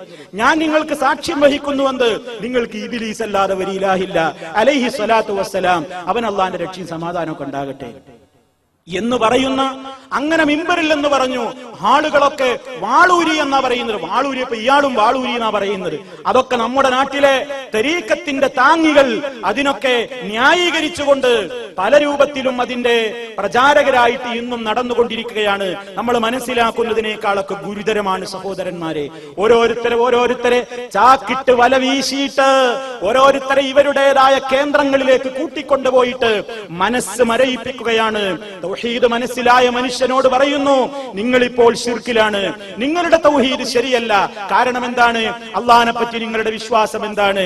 ഇവിടെ ഈ കാണുന്നത് മുഴുവനും അള്ളയാണെന്ന ആ തലത്തിലേക്ക് ഉയരണം പോലും. കാരണം ലാ ഇലാഹ ഇല്ലല്ലാഹ് എന്നുള്ളതിന്റെ അർത്ഥം യഥാർത്ഥത്തിൽ ആരാധിക്കപ്പെടാനുള്ള ആരാധ്യൻ അള്ളയല്ലാതെ ഇല്ല എന്ന ലാ മഅബൂദ ബിഹഖ്ഖിൻ ഇല്ലല്ലാഹ് എന്ന വ്യാഖ്യാനം കേവല ശരീഅത്തുകാരുടെ വ്യാഖ്യാനമാണ്. നമ്മുടെ വ്യാഖ്യാനം അതല്ല. പദവിയൊന്ന് കൂടിക്കഴിഞ്ഞാൽ പിന്നെ ലാ ഇലാഹ ഇല്ലല്ലാഹയുടെ അർത്ഥം എന്താണ്? ലാ മൗജൂദ ഇല്ലല്ലാഹ്. കാണുന്നത് മുഴുവൻ അള്ളയാണ്, എല്ലാം അള്ളയാണ്, കാണുന്നതെല്ലാം അല്ല. ഇവിടെ ഈ കാണുന്നത് മുഴുവനും അള്ളയാണ്. അതുകൊണ്ടാണ് ആ മർത്തബയിലേക്ക് എത്തിയപ്പോൾ ഒരു ശൈഖത മറ്റൊരു ശൈഖിനെ പറ്റി അയാൾ റൊട്ടി തിന്നുന്നത് കണ്ടപ്പോൾ ഇയാൾ ഇവിടെ നിന്നുകൊണ്ട് തന്നെ വിളിച്ചു പറയുകയാണ്, ഇലാഹുൻ യഅ്കുലു ഇലാഹൻ ആഖറ. ഇലാഹദ മറ്റൊരു ഇലാഹിനെ തിന്നുന്നു. കാരണം എന്താ? തിന്നുന്നവനും ഇലാഹാണ്, തിന്നപ്പെടുന്ന റൊട്ടിയും ഇലാഹാണ്, എല്ലാം ഇലാഹാണ്. വമൽ കൽബു വൽ ഖിൻസീറു ഇല്ലാ ഇലാഹുനാ. പറയാൻ പോലും ഭയം തോന്നുന്നു. നായും പന്നിയൊക്കെ നമ്മുടെ ഇലാഹല്ലാതെ വേറൊന്നുമല്ല. ഈ കാണുന്നതൊക്കെ യാതൊന്നു കാണുവത് നാരായണ പ്രതിമ, യാതൊന്നു കേൾക്കുവത് നാരായണ ശ്രുതിമ, യാതൊന്നു ചൊല്ലുവത് നാരായണായ നമ. അദ്വൈതം, ദ്വൈതമില്ല, രണ്ടില്ല, ഒന്നേയുള്ളൂ. കാണുന്നതെല്ലാം ഒന്ന്, എല്ലാം ഒന്ന്, മറ്റുള്ളതൊക്കെ മിഥ്യയാണ്, മായയാണ്. ലാ മൗജൂദ ഇല്ലല്ലാഹ്, ലാ മൗജൂദ ഇല്ലല്ലാഹ്. ഏറ്റവും അപകടകരമായ ഒരു ദിക്റാണത്. പണ്ടൊക്കെ ആളുകൾ പാട്ട് പാടിയിരുന്നു ലാ മൗജൂദ ഇല്ലല്ലാ. അതൊക്കെ അറിയാതെ പാടിയതാ. പക്ഷേ ലാ മൗജൂദ ഇല്ലല്ലാ ഏറ്റവും അപകടകരമായ വാദമാണ്. ലാ ഇലാഹ ഇല്ലല്ലാഹ്ക്ക് അല്ലാഹുവിന്റെ റസൂലിൽ നിന്ന് അങ്ങനെ ഒരു വ്യാഖ്യാനമില്ല. ഇങ്ങനെ നോക്കൂ നിങ്ങൾ, ഇതൊക്കെ ഇവരുടെ സ്രോതസ്സുകളാണെന്ന് പറഞ്ഞല്ലോ. അപ്പൊ മേറാജിന് പോയിട്ട് അള്ളാനെ കണ്ടിട്ട് പോലെ കിട്ടുന്നുണ്ട്, പ്രവാചകന്മാരെ സംവദിച്ചിട്ട് കിട്ടുന്നുണ്ട്, ഖിളിർ നബി നേരിട്ട് കൊണ്ടുവന്നു കൊടുക്കുന്നുണ്ട്. അതുകൊണ്ടും തീർന്നില്ല തരീഖത്തുകാരുടെ വിജ്ഞാന സ്രോതസ്സുകൾ ഖബറിൽ നിന്നും കിട്ടും, ഖബറിൽ നിന്നും കിട്ടും. അങ്ങനെ ഖബറിൽ നിന്ന് ഖിളിർ നബി അലൈഹിസ്സലാം പോലും അബൂ ഹനീഫ ഇമാമിന്റെ ഖബറിൽ വന്നിട്ട് ഹനഫി മദ്ഹബ് പഠിച്ചു പോയിരുന്നു എന്നാണ് നമ്മുടെ കേരളത്തിലെ തരീഖത്തിന്റെ പ്രചാരകന്മാര് പറയുന്നത്. അബൂ ഹനീഫ ഇമാമിന്റെ ഖബറിൽ ഖിളിർ നബി പോലും വരുന്നു. എന്തിന്? ഫിഖ്ഹ് പഠിക്കാനേ. ഹനഫി മദ്ഹബ് എന്താണ് പഠിക്കാൻ ഖബറിൽ വരുന്നു. കാരണം എന്താ? ഇവരുടെ വിശ്വാസം അനുസരിച്ച് ഖബറിൽ നിന്ന് പുറത്തു വരും, പഠിപ്പിച്ചു കൊടുക്കും. അള്ളാഹുവിന്റെ റസൂല് വരെ ഖബറിൽ നിന്ന് പുറത്തു വന്നിട്ടുണ്ട് എന്ന് വിശ്വസിക്കുന്നു. നബി സല്ലല്ലാഹു അലൈഹി വസല്ലമിനോട് നേരിട്ട് പല കാര്യങ്ങളും ഇവർ ചോദിച്ചറിയുന്നു. ഇങ്ങനെ ഏറ്റവും അടിവേര് തന്നെ പിഴച്ച ഒരു സിദ്ധാന്തത്തിലേക്കാണ് തരീഖത്തുകാർ പോയിക്കൊണ്ടിരിക്കുന്നത്. മാത്രമല്ല ദസൂഖി തരീഖത്തുകാർ ചൊല്ലുന്ന ചില ദിക്റുകൾ കാണാം. നിങ്ങൾക്ക് എവിടെ നിന്ന് കിട്ടി എന്ന് ചോദിച്ചാൽ വലിയ ബഹുമാനത്തോടുകൂടെ ദസൂഖിക്കാർ അവകാശപ്പെടും, ഞങ്ങളുടെ ശൈഖിന്റെ ദസൂഖിയുടെ ഇബ്രാഹിം ദസൂഖിയുടെ ഖബർ ഒരു മുരീദ് സന്ദർശിച്ചപ്പോൾ ഖബറിൽ നിന്ന് ശൈഖ് അവറുകൾ പഠിപ്പിച്ചു കൊടുത്ത ഏറ്റവും അനർഘമായ അമൂല്യമായ നിധിയാണിത് എന്ന് പറഞ്ഞുകൊണ്ടാണ് അവരത് പാരായണം ചെയ്യാറുള്ളത്. അതുകൊണ്ടും തീർന്നില്ല സഹോദരങ്ങളെ, ഇവർക്ക് ദീന് കിട്ടുന്ന വേറെ ചില മാർഗങ്ങളുണ്ട്. അതെന്താണ്? വാറോല. വാറോലകൾ എഴുത്തുള്ളതോ ഇല്ലാത്തതോ പച്ചക്കളറിലുള്ളതോ അല്ലാത്തതോ കടലാസ് കഷ്ണം മാനത്ത് നിന്ന് വീഴുന്നതാണ്. നിങ്ങളൊന്ന് ആലോചിച്ചു നോക്കൂ. ഇതൊക്കെ വിശ്വസിച്ചുകൊണ്ട് നടക്കണം എന്നുണ്ടെങ്കിൽ എത്രമാത്രം ഒരു മനുഷ്യൻ ഈ ഷെയ്ഖുമാരുടെ മുമ്പിൽ അടിമയായി കൊടുക്കണം.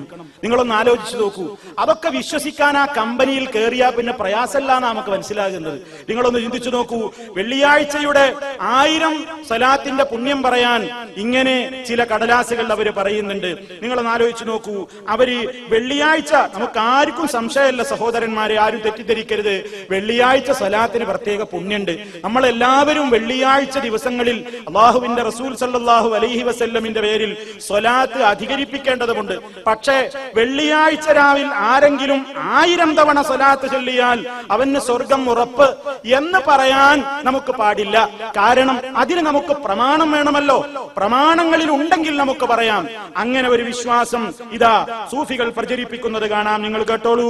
ഒരു ഊമക്കത്താണ് കിട്ടുന്നത്, തെളിവത. ഞാൻ പറയുന്നത് ദീന് കിട്ടുന്ന മാർഗങ്ങളാ പറയുന്നത്. ഒരു കഥയിൽ പറയുന്നു, ഖല്ലാദ് ബിൻ കസീർ എന്നൊരാൾ ആസന്ന മരണനായി കിടക്കുമ്പോൾ അദ്ദേഹത്തിന്റെ തലയുടെ അടിയിൽ നിന്ന് ഒരു തുണ്ടം കടലാസ് കിട്ടി. ഒരാൾ മരണാസന്നനായി കിടക്കുകയാണ്. അപ്പൊ അയാളെ തലന്റെ അടിയിൽ നിന്ന് ഒരു തുണ്ടം കടലാസ് കിട്ടി. എന്താണ് ആ കടലാസിൽ എഴുതിയിരിക്കുന്നത്? ഖല്ലാദ് നരക ശിക്ഷയിൽ നിന്ന് മോചിപ്പിക്കപ്പെട്ടിരിക്കുന്നു. ഖല്ലാദിന് സ്വർഗണ്ട്, നരകല്ലാന്നാണ് ഈ കടലാസിലുള്ളത്. ഖല്ലാദിന്റെ മരണശേഷം അദ്ദേഹത്തിന്റെ നരകമോചനത്തിന് കാരണം എന്തായിരുന്നു എന്ന് പലരും അദ്ദേഹത്തിന്റെ ഭാര്യയോട് പോയി ചോദിക്കുകയുണ്ടായി. നരകമോചനം വിശ്വാസികളുടെ എല്ലാം താല്പര്യമാണല്ലോ. ഭാര്യ പറഞ്ഞു, എല്ലാ വെള്ളിയാഴ്ച ദിവസങ്ങളിലും അദ്ദേഹം 1000 വട്ടം സ്വലാത്ത് ചൊല്ലാറുണ്ടായിരുന്നു. നിങ്ങൾ നോക്കൂ. അപ്പൊ എല്ലാ വെള്ളിയാഴ്ച ദിവസങ്ങളിലും 1000 വട്ടം സ്വലാത്ത് ചൊല്ലുന്നവർക്ക് സ്വർഗം ഉറപ്പാണ്, നരകമില്ല എന്ന് പറയാൻ എന്താ തെളിവ്? ഒരാൾ മരണാസന്നനായിട്ടൊരു ഷെയ്ഖ് കിടക്കുമ്പോൾ അയാളെ തലേന്റെ അടിയിൽ ഒരു കത്ത്, പടച്ചോൻ കൊടുത്തയച്ച കത്താണ്, അള്ളാന്റെ അടുക്കന്ന് വന്ന കത്താണ് എന്നാണ് അവർ വിശ്വസിക്കുന്നത്. മാത്രമല്ല സുഹൃത്തുക്കളെ, ഇത് നിങ്ങൾ കേട്ടോളൂ. ജാമിഉ കറാമാത്തിൽ ഔലിയ എന്ന് പറയുന്ന ഒരു ക്ഷുദ്രകൃതിയുണ്ട്. ധാരാളം സദസ്സിൽ പറയാൻ കൊള്ളാത്തത്ര വലിയ വലിയ ചില കറാമത്തുകളൊക്കെ നിങ്ങൾ കേട്ടിരിക്കും. ആ സമ്മിശ്രമായ ധാരാളക്കണക്കിന് എഴുതിവിട്ടിട്ടുള്ള ആ ഗ്രന്ഥത്തിൽ നമുക്ക് കാണാം. സുന്നൂനിൽ മിസ്രി എന്ന് പറയുന്ന ഒരാൾ പറയാണ്, റഅയ്തു ശാബ്ബൻ ഇൻദൽ കഅബ, ഞാനൊരു ചെറുപ്പക്കാരനെ കഅബന്റെ സമീപത്ത് കണ്ടു. അയാൾ കഅബത്തിന്റെ അരികിൽ നിന്നുകൊണ്ട് യുക്സിറു റുകൂഅ വസ്സുജൂദ, ധാരാളം സുജൂദും റുകൂഉം ഒക്കെ ഇങ്ങനെ ചെയ്തുകൊണ്ടിരിക്കുന്നു. അപ്പോൾ ഞാൻ അയാളോട് ചോദിച്ചു, നിങ്ങൾ എന്തേ ഇത്ര റുകൂഉം സുജൂദും ഒക്കെ ചെയ്തുകൊണ്ട് ഇവിടെ നിന്നുകൊണ്ട് ഇങ്ങനെ ഇത്ര ഇബാദത്ത് എടുക്കുന്നത്? ഫഖാല, അപ്പോൾ ആ മനുഷ്യൻ പറഞ്ഞു പോലും, അൻതദിറുൽ ലിദിന മിൻ റബ്ബി ബിൽ ഇൻസിറാഫ്, അല്ലാഹ് എന്നോട് പിരിഞ്ഞു പോകാൻ പറയുന്നത് വരെ ഞാൻ ഇവിടെ തന്നെ നിൽക്കും. അല്ല എന്നോട് പറയണം പിരിഞ്ഞു പോകാൻ, അപ്പോഴേ ഞാൻ ഇബാദത്ത് നിർത്തി പിരിഞ്ഞു പോവുകയുള്ളൂ. ഇതങ്ങ് പറയേണ്ട താമസം ഫസഖതത് അലൈഹി റുഖഅ, അപ്പോഴതാ ഒരു കടലാസ് കഷ്ണം ആനത്തിൽ നിന്ന് താഴോട്ട് വീഴുന്നു.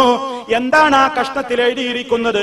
മിനൽ അസീസിൽ ഗഫൂർ, ഫ്രം അസീസും ഗഫൂറുമായ അല്ലാഹ്. മിനൽ അസീസിൽ ഗഫൂർ ടു ആരിലേക്കാണ്? ഇലാ അബ്ദി അസ്സാദിഖ്, സത്യസന്ധനായ എന്റെ അടിമയിലേക്ക് അസീസും ഗഫൂറുമായ അല്ലാഹ് അറിയിക്കുന്നത് ഇൻസരിഫ് മഗ്ഫൂറാ, പിരിഞ്ഞു പോയിക്കോ, നിന്റെ പാപങ്ങളെല്ലാം പൊറുക്കപ്പെട്ടിരിക്കുന്നു. കണ്ടോ ഇവർക്ക് ഇങ്ങനെയൊക്കെ വിവരങ്ങളും കിട്ടും. എന്തേ ലൗഹുൽ മഹ്ഫൂദിൽ നോക്കി വായിക്കും, അള്ളാഹ് നേരിട്ട് ഇങ്ങോട്ട് കത്ത് താഴ്ത്ത് കിട്ടുകൊടുക്കും. ഈ നിലക്കൊക്കെ ഇങ്ങനെയൊക്കെ നേടിയെടുക്കുന്ന അറിവുകളാണ് ഇവരുടെ തരീഖത്തുകളുടെ ആധാരങ്ങൾ എന്ന് നമ്മൾ മനസ്സിലാക്കണം. എന്നാൽ അതൊക്കെ പുറത്തു പറയൂല. ഇതൊന്നും ഞങ്ങളോട് പറഞ്ഞിട്ടില്ലല്ലോ, നിങ്ങളൊന്ന് സ്വകാര്യമായിട്ട് ചോദിച്ചു നോക്കി. അതിന് അങ്ങേ തലക്കലൊന്നും എത്തിയിട്ട് അതിന്റെ ശരിയായ ഒരു മെമ്പർമാരാവാനുണ്ട്. ആ അവസ്ഥയിലേക്ക് എത്തുമ്പോ ഒന്ന് ആധ്യാത്മിക രഹസ്യങ്ങളുടെ ആ ഭണ്ഡാരത്തിന്റെ മണിച്ചപ്പ് തുറക്കുമ്പോ ഇതൊക്കെ തുറക്കും, ഇതൊക്കെ പറയും. പുറത്തേക്കതൊന്നും പറയില്ല. ആദ്യം നോക്കൂ നിങ്ങൾ, ഇങ്ങനെ ഞാൻ നേരത്തെ പറഞ്ഞില്ലേ അള്ളാന്റെ കൽപ്പന പ്രകാരം ഇറക്കിയിട്ടുള്ള കിതാബ്. ആ കിതാബിൽ പറയുന്നത് എന്താണ്? എന്തിനെ ആരാധിച്ചാലും അള്ളാഹ്ക്കുള്ള ആരാധനയാണ്. നമ്മൾ മനസ്സിലാക്കണം എത്ര ഗുരുതരമാണ് സഹോദരന്മാരെ. എന്തിനെ ആരാധിച്ചാലും അള്ളാഹ്ക്കുള്ള ആരാധനയായിട്ടേ വരൂ എന്നാണ്. കാരണം ലോകത്ത് ആരെന്തിനെ ആരാധിച്ചിട്ടെന്താ? നക്ഷത്രത്തെ പൂജിക്കുന്നവരുണ്ട്, വിഗ്രഹങ്ങളെ പൂജിക്കുന്നവരുണ്ട്, കല്ലിനെ പൂജിക്കുന്നവരുണ്ട്, മനുഷ്യരെ പൂജിക്കുന്നവരുണ്ട്. എന്തിനെ പൂജിക്കുന്നവരാണെങ്കിലും കല്ല്, കരട്, കാഞ്ഞിരക്കുറ്റി മുതൽ മുള്ളുമുരട്, മൂർഖൻ പാമ്പ് വരെയുള്ള വസ്തുക്കളെ ആരാധിക്കുന്ന ആളുകളുണ്ട്. എന്നിട്ട് അതിന് ന്യായീകരണം പറയുന്നത് നോക്കൂ. അതിനാൽ അവർ ആരാധിക്കുന്നതും അല്ലാഹുവിനെ അല്ലാതെ മറ്റാരെയുമല്ല. എന്തിനെ ആരാധിച്ചാലും അത് അല്ലാഹുവിനെ ആയേ വരൂ. ആരാധനക്കർഹൻ അവൻ മാത്രം. ഇതൊന്നും അറിയാതെ വിഗ്രഹങ്ങളെ ആരാധിച്ചാലും അത് അല്ലാഹുവിനുള്ള ആരാധന തന്നെ. അവരുടെ ഉദ്ദേശവും നിയ്യത്തും എന്തായാലും കുഴപ്പമില്ല, ആരാധന അല്ലാഹുവിന് തന്നെയായേ വരൂ. നോക്കൂ നിങ്ങൾ, എന്തിനെ ആരാധിച്ചാലും ആരാധന അല്ലാഹ്ക്കായേ വരുമെന്ന് ഈ പുസ്തകത്തിന്റെ മൊഴിമാറ്റം നടത്തിയപ്പോ ഈ പുസ്തകത്തിൽ എഴുതി പിടിപ്പിച്ചിരിക്കുന്നു. വായിക്കുകയാണെങ്കിൽ ഇതിലെ പേജുകളിൽ എമ്പാടും വിഷങ്ങളാണ്. ഇതാണ് ഇവർക്ക് കിട്ടുന്ന വിജ്ഞാനങ്ങളുടെ പോരിശയും അതുമായി അതിൽ നിന്ന് നിർഗളിക്കുന്ന വിജ്ഞാനങ്ങളൊക്കെ എങ്ങനെയാണ്? അള്ളാഹിനെ പറ്റിയുള്ള ധാരണ അങ്ങനെയാണ്. അള്ളാഹുവിനെ സംബന്ധിച്ചിടത്തോളം വികലമായ വിശ്വാസങ്ങളാണ് തരീഖത്തുകാർ വെച്ച് പുലർത്തുന്നത്. അതുപോലെ തന്നെ അവരെ സംബന്ധിച്ചിടത്തോളം ലോകം നിയന്ത്രിക്കുന്നത് അല്ലാഹുവല്ല, അള്ളാഹ് ഏൽപ്പിച്ചു കൊടുത്ത ഒരു സൂഫി പാർലമെന്റ് ആണ്. ലോകം ഭരിക്കുന്നത് സൂഫി പാർലമെന്റ് ആണ്. ആ പാർലമെന്റിലെ ക്യാബിനറ്റിലെ അംഗങ്ങൾക്ക് വ്യത്യസ്ത പേരുകളുണ്ട് തരീഖത്തുകാരുടെ നിഘണ്ടുവിൽ. അത് ഗൗസുൽ ആലം എന്ന പേരുണ്ട്, ഖുതുബുൽ അഖ്താബ് എന്ന പേരുണ്ട്, അബ്ദാലുകൾ എന്ന പേരുണ്ട്, നുഖബാവുകൾ, നുജബാവുകൾ, ഔതാദുകൾ. ഇതൊക്കെ സ്പെഷ്യൽ ചില പേരുകളാണ്. അല്ലാഹ് പഠിപ്പിച്ചതല്ല, റസൂൽ കരീം സല്ലല്ലാഹു അലൈഹി വസല്ലം പഠിപ്പിച്ചതല്ല. ഇവരുടേതായ ചില സാങ്കേതികമായ പ്രയോഗങ്ങളാണത്. എന്നിട്ടോ ഇവര് ഓരോ ദിവസവും ഭൂമിയുടെ വിവിധ കോണുകളിൽ കോൺഫറൻസ് കൂടുന്നുണ്ട്. നമ്മൾ മനസ്സിലാക്കണം എത്ര തരീഖത്ത് എത്ര അപകടത്തിലാണ്. നിങ്ങൾ ചിന്തിക്കൂ, ഓരോ ദിവസത്തിലും ലോകത്തിന്റെ ഓരോ കോണുകളിൽ ഈ ഔലിയാക്കന്മാരുടെ 300 ചില്ലാനം വരുന്ന ക്യാബിനറ്റ് അംഗങ്ങൾ ഉൾക്കൊള്ളുന്ന ഔലിയാക്കന്മാരുടെ തരീഖത്തിന്റെ മശായിഖന്മാരുടെ കോൺഫറൻസ് നടക്കുന്നുണ്ട്. ആ കോൺഫറൻസിലാണ് ആരെയൊക്കെ സഹായിക്കണം, ആരെയൊക്കെ മരിപ്പിക്കണം, ആർക്കൊക്കെ സാമ്പത്തിക മാന്ദ്യം വേണം, ആർക്കൊക്കെ മാന്ദ്യം വേണ്ട എന്നടക്കമുള്ള ഓരോ കാര്യങ്ങളും തീരുമാനിക്കപ്പെടുന്നത്. ലോകത്തിന്റെ ഓരോ കാര്യങ്ങളും ആ അച്ചുതണ്ടിലാണ് കറങ്ങുന്നത്. ഖുതുബ് എന്ന് പറഞ്ഞാൽ തന്നെ അച്ചുതണ്ടാണ്. ഖുതുബുൽ അഖ്താബ് ആകുമ്പോ അച്ചുതണ്ടുകളുടെ അച്ചുതണ്ടായി. അതിന്റെയൊക്കെ ടോപ്പായിട്ട് ഗൗസുണ്ട്, ഗൗസുൽ അഅ്ളമുണ്ട്. അതാണ് മുഹീദ്ദീൻ ശൈഖ്. അങ്ങനെയുള്ള ആളുകളുടെ ആ സൂഫി പാർലമെന്റ് നടക്കുന്ന ഓരോ ദിവസവും നമുക്ക് എന്തെങ്കിലും ആവശ്യം കിട്ടണമെങ്കിൽ അള്ളാഹിനോട് പറഞ്ഞിട്ട് കാര്യമില്ല. എനിക്കോ നിങ്ങൾക്കോ ഒരു ആവശ്യം നേടണമെന്നുണ്ടെങ്കിൽ ഇവർ ഇറക്കിയിട്ടുള്ള തരീഖത്തുകാരുടെ പ്രചാരകന്മാർ ഇറക്കിയിട്ടുള്ള മാസികകളിലും വാരികകളിലും ഒക്കെ തന്നെ അവര് ചില പ്രത്യേകമായ ജദവലുകൾ, ചില പട്ടികകൾ അവരുണ്ടാക്കിയിട്ടുണ്ട്. ഇന്നത്തെ ദിവസം ഓരോ ഡേറ്റും നോക്കിയിട്ട് 20-ാം തീയതി ലോകത്തിന്റെ ഏത് മൂലയിലാണ് മശായിഖന്മാരുടെ കോൺഫറൻസ് ഉള്ളത് എന്ന് ആ പട്ടിക നോക്കിയാൽ നിങ്ങൾക്ക് നിഷ്പ്രയാസം കണ്ടുപിടിക്കാം. ഓരോ ഡേറ്റിനും അവരുടെ കോൺഫറൻസ് വൈവിധ്യമാർന്ന സ്ഥലങ്ങളിലാണ്. എന്നിട്ട് എന്ത് വേണം? നിങ്ങൾക്ക് വല്ല ആവശ്യവും നേടാനുണ്ടെങ്കിൽ നിങ്ങൾ പ്രഭാതം സുബഹിയാകുന്നതിന്റെ മുമ്പേ എഴുന്നേറ്റ് ഉളുവെടുത്ത് ഇവരുടെ കോൺഫറൻസ് ഇന്നത്തെ ദിവസം എവിടെയാണെന്ന് നോക്കി മനസ്സിലാക്കി ആ ഭാഗത്തേക്ക് തിരിഞ്ഞു നിന്നുകൊണ്ട് അവരോട് സലാം പറഞ്ഞിട്ട് തുടങ്ങണം. അസ്സലാമു അലൈക്കും യാ റിജാലൽ ഗൈബ്. ഓ അദൃശ്യ പുരുഷന്മാരെ. അത് അവരുടെ ഒരു പ്രത്യേക ഒരു പ്രയോഗമാണ്. റിജാലുൽ ഗൈബ് എന്നാണ് ഈ ക്യാബിനറ്റ് വകുപ്പിന് മൊത്തത്തിൽ അറിയപ്പെടുക. റിജാലുൽ ഗൈബ് എന്ന് പറഞ്ഞാൽ അദൃശ്യ പുരുഷന്മാർ. അവിടെ തന്നെ വ്യാഖ്യാനം അവർ തന്നെ പറയുന്നുണ്ട്. അദൃശ്യ പുരുഷന്മാർ എന്നുള്ളത് കൊണ്ട് ആരും തെറ്റിദ്ധരിക്കണ്ട, പെണ്ണുങ്ങൾക്ക് ദേഷ്യമൊന്നും പിടിക്കണ്ട, നിങ്ങൾ ആൾക്കാരുണ്ട് അതിന് മെമ്പർമാരെന്നാ പറയുന്നത്.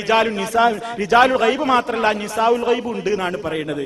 അപ്പൊ അതുകൊണ്ട് അധികവും പെണ്ണുങ്ങൾ ആണുങ്ങളായതുകൊണ്ട് റിജാലുൽ ഗൈബ് എന്നറിയപ്പെട്ടു എന്നേ ഉള്ളൂ. അങ്ങനെ അവരോട് തിരിഞ്ഞ് നമ്മുടെ സങ്കടങ്ങൾ കാര്യങ്ങളൊക്കെ പറഞ്ഞാൽ കാര്യം അങ്ങ് സാധിപ്പിച്ച് കിട്ടുന്നതാണ് നിഷ്പ്രയാസം. ഇതൊക്കെ തെറ്റാണെന്ന് ആരെങ്കിലും പറഞ്ഞാൽ അവന്റെ അന്ത്യം മോശമായിരിക്കും എന്നുകൂടി നമ്മുടെ നാട്ടിലെ തരീക്കത്തുകളുടെ ഒക്കെ പ്രചാരകന്മാരായ, ചിലപ്പോ ഗ്രൂപ്പ് കളിക്കുമ്പോ തരീക്കത്തിനെ എതിർക്കുന്ന കാന്തപുരം വിഭാഗത്തിന്റെ വിദ്യാർത്ഥി വിഭാഗത്തിന്റെ റിസാല എന്ന് പറയുന്ന വാരികയിൽ വളരെ കൃത്യമായി ഈ കോൺഫറൻസ് നടക്കുന്ന സ്ഥലത്തിന്റെ പട്ടികയും ഓരോ ഡേറ്റിനും ഏത് ഭാഗത്താണ് ഈ കോൺഫറൻസ് എന്നും അവരെ വിളിക്കേണ്ട രൂപവുമൊക്കെ കൃത്യമായി രേഖപ്പെടുത്തിയിട്ടുണ്ട്. ആരുടെയെങ്കിലും പേരിൽ തെളിവില്ലാതെ ആരോപണം പറയുന്നതല്ല എന്നെന്റെ ശ്രോതാക്കൾ മനസ്സിലാക്കാൻ വേണ്ടിയാണ് അക്കാര്യം കൂടി നിങ്ങളുടെ ശ്രദ്ധയിൽപ്പെടുത്തിയത്. ഇതൊക്കെ അന്ധമായിട്ട് അനുകരിക്കലാണ് ആരുടെ പണി? മുരീദിന്റെ പണി. ഈ തരീക്കത്തിൽ രണ്ടാളുകളാ ഉള്ളത്. സാധാരണ നമ്മൾ കോൺട്രാക്ട് എഴുതുമ്പോ എഴുതുണ്ടല്ലോ തർഫുൽ അവ്വൽ അത്തർഫു സാനി, ഫസ്റ്റ് പാർട്ടി സെക്കൻഡ് പാർട്ടി. ആരാണ് തർഫുൽ അവ്വൽ? ഷെയ്ഖ്. സെക്കൻഡ് പാർട്ടി ആരാ? മുരീദ്. എന്താ സെക്കൻഡ് പാർട്ടിയുടെ ഡ്യൂട്ടി? മുരീദ് എന്ന് പറഞ്ഞാൽ എന്താ? അത് നമ്മൾ മനസ്സിലാക്കില്ല. അതൊരു പ്രയോഗം. എന്താ മുരീദ്? മുരീദ് എന്ന് പറഞ്ഞ അർത്ഥം അറാദ യുരീദ് എന്ന് പറഞ്ഞാൽ എന്താ? ഉദ്ദേശിച്ചുതാ. മുരീദ് എന്ന് പറഞ്ഞാൽ എന്താ? ഉദ്ദേശിക്കുന്നവൻ, ലക്ഷ്യം വെക്കുന്നവൻ. മുരീദ് ഇവിടെ തരീക്കത്തിൽ മുരീദ് എന്ന് പറഞ്ഞ ആരാണ്? ഷെയ്ഖിനെ ലക്ഷ്യം വെക്കുന്നവൻ. അള്ളാഹനല്ല ലക്ഷ്യം വെക്കുന്നത്. കാരണം ഷെയ്ഖിനെ അങ്ങനെ മനസ്സിൽ ധ്യാനിക്കണം എന്ന തരീക്കത്തിലാണ് ബയ്യത്ത് ഹിദ. അള്ളാഹ് അതൊക്കെ വിശദീകരിക്കാൻ ഒരു പാടുണ്ട്. ബയ്യത്ത് ചെയ്യുന്ന രൂപമൊക്കെ ഉണ്ട്. ഷെയ്ഖിന്റെ അടുത്ത് ഇങ്ങനെ ഭവ്യതയോടെ ഇരുന്ന് കൈ പിടിച്ച് അതൊരു പ്രത്യേകമായ നിലക്കൊരു ദിക്റ് ചൊല്ലിക്കൊടുക്കലും ലാ ഇലാഹ ഇല്ലല്ലാഹ് എന്നാണ് ചൊല്ലിക്കൊടുക്കുമ്പോ ലാ ഇലാഹക്ക് എവിടുന്ന് എടുക്കണം എന്നൊക്കെ ഞാൻ ഇപ്പൊ പറയുന്നില്ല. ശരീരത്തിന്റെ ഇന്ന ഭാഗത്ത് നിന്ന് തുടങ്ങണം. അവിടുന്ന് ഇങ്ങനെ തുടങ്ങി ഇങ്ങനെ വന്നിങ്ങനെ നെഞ്ചിലൂടെ അങ്ങനെ വന്ന് വലത്തോട്ട് ഇങ്ങനെ പോയി ഇടത്തോട്ട് ഇങ്ങനെ ചാഞ്ഞ് പിന്നെ ഇങ്ങനെ മധ്യത്തിൽ വന്നിട്ട് ഒരു ഇല്ലല്ലാഹ് അവസാനിപ്പിക്കലുണ്ട്. അതൊന്നും ഇവിടുന്ന് പറയാൻ കഴിയൂല. അത്ര വളരെ ഗൂഢമായ നിലക്കാവൂര് ലാ ഇലാഹ ഇല്ലല്ലാഹ്. അള്ളാന്റെ റസൂല് ഒരു സ്വഹാബിക്ക് ഉത്തര ഇടങ്ങേറായിട്ട് ലാ ഇലാഹ ഇല്ലല്ലാഹ് പഠിപ്പിച്ചു കൊടുത്തിട്ടില്ല. ഒരു ദിക്റും അങ്ങനെ പഠിപ്പിച്ചു കൊടുത്തിട്ടില്ല. നമ്മൾ മനസ്സിലാക്കണം, ഇവര് ചൊല്ലുന്ന ദിക്റുകൾ ഉള്ള ദിക്റുകൾ തന്നെ വികലമാക്കി അവതരിപ്പിക്കും. ഇല്ലാത്ത ദിക്റുകൾ എമ്പാടും ഉണ്ടാക്കുകയും ചെയ്യും. എവിടുന്നാ കിട്ടിയത്? ഓരോ ശൈഖ്മാർ അവരുടെ മുരീദന്മാർക്ക് കുറെ ദിക്റുകൾ അങ്ങനെ പഠിപ്പിച്ചു കൊടുക്കും. അതങ്ങനെ ദായിമാക്കിക്കൊള്ളണം, അതങ്ങനെ ചൊല്ലിക്കൊള്ളണം. അപ്പൊ ഷാദുലിക്കാർ കുറെ ദിക്ർ ചൊല്ലും, ദസൂഖിക്കാർ കുറെ ദിക്ർ ചൊല്ലും, ഖാദിരി തരീഖത്തുകാർ വേറെ കുറെ ദിക്ർ, റിഫായി തരീഖത്തുകാർ, നഖ്ശബന്ദി, സുഹ്റവർദി, ചോറ്റൂര് തരീഖത്ത്, കൊരൂര് തരീഖത്ത്, വേങ്ങാട്ട ശൈഖിന്റെ ആളുകൾ, ആലുംതറ ആളുകൾ, കക്കാടിന്റെ തരീഖത്ത്, മഴതനിയുടെ തരീഖത്ത്, ഇങ്ങനെ ഓരോരുത്തരുടെ തരീഖത്ത് എല്ലാവർക്കും ഉണ്ട് കുറെ ദിക്ർ എല്ലാം. എവിടുന്ന് അതൊക്കെ കിട്ടിയത്? അതൊക്കെ ഞങ്ങളുടെ ശൈഖിന് ഹോട്ട് ലൈൻ ഉണ്ട്. ഇതിനാണ് ഹോട്ട് ലൈൻ ഉണ്ട്, കശ്ഫ് ഉണ്ട്, അതുപോലെ തന്നെ ഇൽഹാമുകളുണ്ട്, മനാമുകളുണ്ട്, മേറാജ് പോണുണ്ട്, ചിലപ്പോ ഖബറിന്ന് നേരിട്ട് കിട്ടുന്നുണ്ട്. ഖിദർ നബി ഇടക്കിടക്ക് വരുന്നുണ്ട്. അള്ളാന്റെ റസൂലോ പറയും വേണ്ട, ഇടക്കിടക്ക് ചിലപ്പോ വരുന്നുണ്ട്, സ്വപ്നത്തിലും വരുന്നുണ്ട്.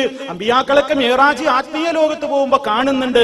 മാത്രല്ല ചിലപ്പോ ഞങ്ങൾ ലൗഹുൽ മഹ്ഫൂദിലൊക്കെ അങ്ങനെ നോക്കും, അതിലൊക്കെ തിരുത്തിപ്പിക്കും. ചിലപ്പോ ഒരു ഷെയ്ഖ് വേറൊരു മുരീദിനെ സംബന്ധിച്ച് എന്തോ തകരാറ് കണ്ടപ്പോ തലപ്പാവാണ്ട് എറിഞ്ഞു എന്നാണ് മാനത്തേക്ക്.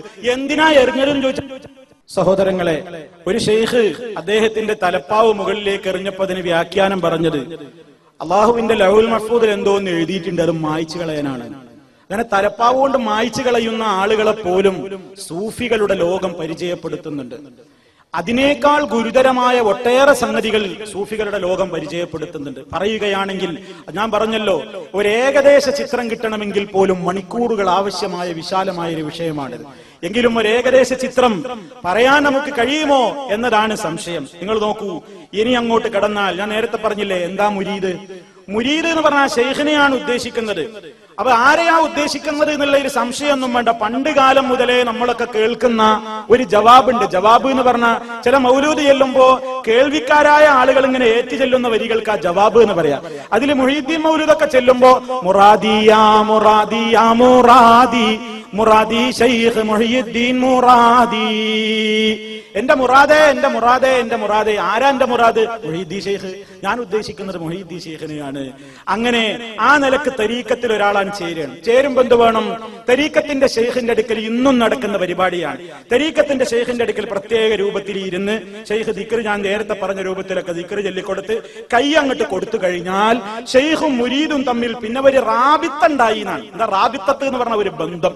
അതൊരു വലിയ ബന്ധം. അവിടെ മുതൽക്ക് പിന്നെ വലിയൊരു ബന്ധം അങ്ങോട്ട് ഉണ്ടാവുകയാണ്. എങ്ങനത്തെ ബന്ധം എന്നറിയോ? എങ്ങനത്തെ ബന്ധം? ഏത് സമയത്തും പിന്നെ ശൈഖിനെ മനസ്സിൽ ഇങ്ങനെ ധ്യാനിക്കണം. സാധാരണ ബിംബങ്ങളെ അമ്പലങ്ങളുടെ ശ്രീകോവിലുകളിലാണ് പ്രതിഷ്ഠിക്കാറുള്ളതെങ്കിൽ സൂഫി തരീക്കത്തുകൾ, അതിന്റെ മുരീദന്മാർ അവരുടെ ഹൃദയമാകുന്ന ശ്രീകോവിലുകളിൽ ശൈഖിനെ പ്രതിഷ്ഠിക്കണം. വളരെ കൃത്യമായ നിയമമാണത്. ആദാബുൽ മുരീദ് എന്ന് പറയുന്ന കിതാബുകളുണ്ട്, വായിക്കാൻ നേരമില്ല. ധാരാളം പറയാനുണ്ട് ആദാബുൽ മുരീദ്. മുരീദുമാർക്കുണ്ടായിരിക്കേണ്ട ഗുണങ്ങളുണ്ട്. ഏറ്റവും പ്രധാനപ്പെട്ട ഒരു ഗുണം എന്താ? كالميت عند مغسل يقلبه ما شاء وهو مطاع فذو اللقل لا يرضى سواه وإن عن الحق نئي الليل عن واضح الفجر വകുന്നിന്ദഹു. ഓ മുരീദേ, നീ ശൈഖിന്റെ മുമ്പിലായിത്തീരണം. കൽ മയ്യിത്തി, മയ്യത്തിനെ പോലെ ആയിരിക്കണം. എന്താ മുഹസ്സിരിൻ, മയ്യത്ത് കുളിപ്പിക്കുന്നവന്റെ മുമ്പിൽ കടന്നു കൊടുക്കുന്നവര് മയ്യത്തിനെ പോലെ. യുഖല്ലിബുഹു മാ ശാഅ വഹുവ മുതാഉ, കുളിപ്പിക്കുന്നവൻ ചെരിച്ചിട്ടാലും മറിച്ചിട്ടാലും മയ്യത്ത് പ്രതികരിക്കൂലല്ലോ. ശൈഖ് എന്ത് കൽപ്പിച്ചാലും എന്ത് പറഞ്ഞാലും സ്വീകരിക്കുന്ന ചിന്ത നിനക്കുണ്ടാകണം. എത്രത്തോളം? ഫദുല്ലഖിലി ലാ യർദാ സിവാഹു വ ഇന്ന അനിൽ ഹഖ്ദി നഇയൽ ലൈലി അൻ വാദിഹിൽ ഫജ്രി. ഒരു ബുദ്ധിയുള്ള മുരീദ് ഒരിക്കലും തന്റെ ശൈഖിനെ അല്ലാതെ തൃപ്തിപ്പെടാൻ പാടില്ല. നോക്കണം നിങ്ങൾ, ഇവരുടെ ബ്രെയിൻ വാഷ് തുടങ്ങണം അവിടെ നിന്ന്. തന്റെ ശൈഖിനെ അല്ലാതെ തൃപ്തിപ്പെട്ടുകൂടാ. എത്രത്തോളം ആ ശൈഖ് അകന്നതായി കണ്ടാലും, മനസ്സിലാക്കണം നിങ്ങൾ, ആ ശൈഖ് അകന്നതായി കണ്ടാലും എന്തില്ലെന്ന്? അനിൽ ഹഖ്ഖി, ഹഖ്ഖിൽ നിന്ന് ശൈഖ് ബഹുദൂരം അകലെയാണ്. ഏതുപോലെ? നഇയൽ ലൈലി അൻ വാളിഹിൽ ഫജ്രി, പകലും രാത്രിയും തമ്മിൽ എത്ര അകലെയാണ്, പ്രഭാതവും ഇരുട്ടും തമ്മിൽ എത്ര അകലെയാണ്, അതുപോലെ ഇയാളും ഹഖ്ഖിൽ നിന്ന് അകന്നു പോയിട്ടുണ്ടെന്ന് കണ്ടാലും മുരീദെ എതിർത്തു പോകരുത്. എത്രത്തോളം? ത്വാഅത്തുൽ മുരീദി ശൈഖിഹി, ശൈഖിനെ ഒരു മുരീദ് അനുസരിക്കണം. ഫൗഖ ത്വാഅത്തിഹി ലിറബ്ബിഹി, തന്റെ റബ്ബിനെ അനുസരിക്കുന്നതിലും ഉപരിയായാണ് ശൈഖിനെ അനുസരിക്കേണ്ടത് എന്നാണ്. ഇനിയും കേട്ടോളൂ, ആദാബുൽ മുരീദ് എന്ന ഗ്രന്ഥത്തിൽ കാണാം. വഅല്ലാ യുഖാലിഫ ശൈഖഹു, ഞാൻ ചുരുക്കി പറയുകയാണ്, ശൈഖിനോട് എതിര് കാണിക്കാൻ പാടില്ല. ഫീ കുല്ലി മാ യുശീറു അലൈഹി, ഏതൊരു കാര്യത്തിന് ശൈഖ് കൽപ്പിച്ചാലും എന്തിനെ നിർദ്ദേശിച്ചാലും. കാരണം ലിയന്നൽ ഖിലാഫ ലിൽ മുരീദി, ഇതൊക്കെ എവിടെയാ നോക്കണം? ശൈഖിന്റെ ക്ലാസ്സിലേക്ക് അങ്ങ് ചെന്ന് ആധ്യാത്മിക ജ്ഞാനത്തിന്റെ ചെപ്പ് തുറന്നിട്ട് മുരീദിന്റെ മുമ്പിൽ അങ്ങ് മലർക്കെ തുറക്കപ്പെടാൻ ഒരുങ്ങുന്നതിന്റെ ഒക്കെ മുമ്പ് തന്നെ അതാ കൈ കൊടുത്തിട്ട് ബയ്യത്ത് കൊടുത്തിട്ട് ആ പ്രത്യേകമായ ഒരു അനുഭൂതി അങ്ങ് നേടുന്നു എന്ന് പറയുന്ന സമയത്ത് പോലും ശൈഖിൽ വല്ലതും കണ്ടാൽ എതിർത്ത് പോകരുത്. കാരണം ഒരു മുരീദിൽ തുടക്കത്തിൽ തന്നെ വല്ല എതിർപ്പും കണ്ടു കഴിഞ്ഞാൽ അത് ദലീലുന്നലാ ജമീഇ ഉംരിഹി, അതവന്റെ ആയുഷ്കാലം മുഴുവനും പിന്നെ ശൈഖിനെതിരെ ചെയ്യും എന്നതിന്റെ സൂചനയാണ്. അതുകൊണ്ട് തുടക്കം മുതലേ സൂക്ഷിക്കണം. എന്ത് കണ്ടാലും വമിൻ ശുറൂത്തിഹി, മുരീദിന്റെ ഷർത്തുകളിൽ പെട്ടതാണ് അല്ലാ യകൂന ബിഖൽബിഹി ഇഅ്തിറാദുൻ അലാ ശൈഖിഹി, തന്റെ ശൈഖിനെതിരെ ഹൃദയത്തിൽ പോലും ഒന്ന് ചിന്തിക്കാൻ പാടില്ല. അത്രത്തോളം ബ്രെയിൻ വാഷ് ചെയ്യുകയാണ്. നിങ്ങളൊന്ന് ചിന്തിച്ചു നോക്കൂ, നിങ്ങളൊന്ന് പറഞ്ഞു നോക്കൂ, നിങ്ങളൊന്ന് സംസാരിച്ചു നോക്കൂ. ഈ തരീഖത്തിൽ കുടുങ്ങിയ ചെറുപ്പക്കാരോട്, അല്ലാത്തവരോട് നിങ്ങളൊന്ന് ചോദിച്ചു നോക്കൂ, അതിന്റെ ആളുകളോട്. അവര് പറയും, നിങ്ങളൊന്ന് കേൾക്കൂ, എന്താണ് ഈ കാര്യങ്ങളൊന്ന് മനസ്സിലാക്കണമെങ്കിൽ ഒന്ന് വരൂ എന്ന് പറഞ്ഞാൽ അവര് പറയും, വരില്ല, ഞങ്ങൾക്കിനി ഒന്നും കേൾക്കണ്ട. കാരണം മുരീദിന് കൊടുക്കുന്ന ആദ്യത്തെ ക്ലാസ് തന്നെ ഇനി ഒന്നും വേറെ കേൾക്കരുത് ഇനിയൊന്നും വേറെ കാണരുത്. ഇനി നല്ല ശൈഖാണെങ്കിൽ പോലും വേറൊരു ശൈഖിലേക്ക് പോകരുത്, മറ്റൊരു ക്ലാസും കേൾക്കരുത്. ഞങ്ങൾ ഇവിടെ നിന്ന് പഠിപ്പിച്ചു തരുന്നതല്ലാതെ ഒന്നും കേൾക്കരുത്. അതുകൊണ്ട് ഇനി അവർ സീഡികൾ കേൾക്കില്ല, പ്രസംഗങ്ങൾ കേൾക്കില്ല, ഒരു സദസ്സിലേക്കും വരില്ല, ഒന്നും അവർ വേറെ വായിക്കില്ല, ഒരിടത്തും അവർ പോകില്ല. ഏത് സമയത്തും അവരുടെ മനസ്സിൽ ശൈഖ് തന്നെയാണ്. അങ്ങനെ ബ്രെയിൻ വാഷ് ചെയ്യപ്പെട്ട ഒരവസ്ഥയിലേക്ക് അങ്ങ് വന്നു കഴിഞ്ഞാൽ ശൈഖ് പറയുകയാണ്, നിന്റെ ആധാരം പണയം വെക്കണം എന്റെ മുമ്പിൽ എന്ന് പറഞ്ഞാൽ മുരീദന്മാരതാ വീട് ഇരിക്കുന്ന ഭവനത്തിന്റെ പോലും ആധാരം ശൈഖുമാരുടെ മുമ്പിലേക്ക് കൊണ്ടുവന്നു കൊടുക്കുന്നു. ആലുവ യൂസുഫ് സുൽത്താൻ എന്ന് പറയുന്ന ഒരാളില്ലേ, യൂസുഫ് ഖാന്റെ ഒരു തരീക്കത്തില്ലേ ആലുവയിൽ, അയാൾ എന്തേ ഇത്ര കോടികളുടെ സമ്പന്നനായത്?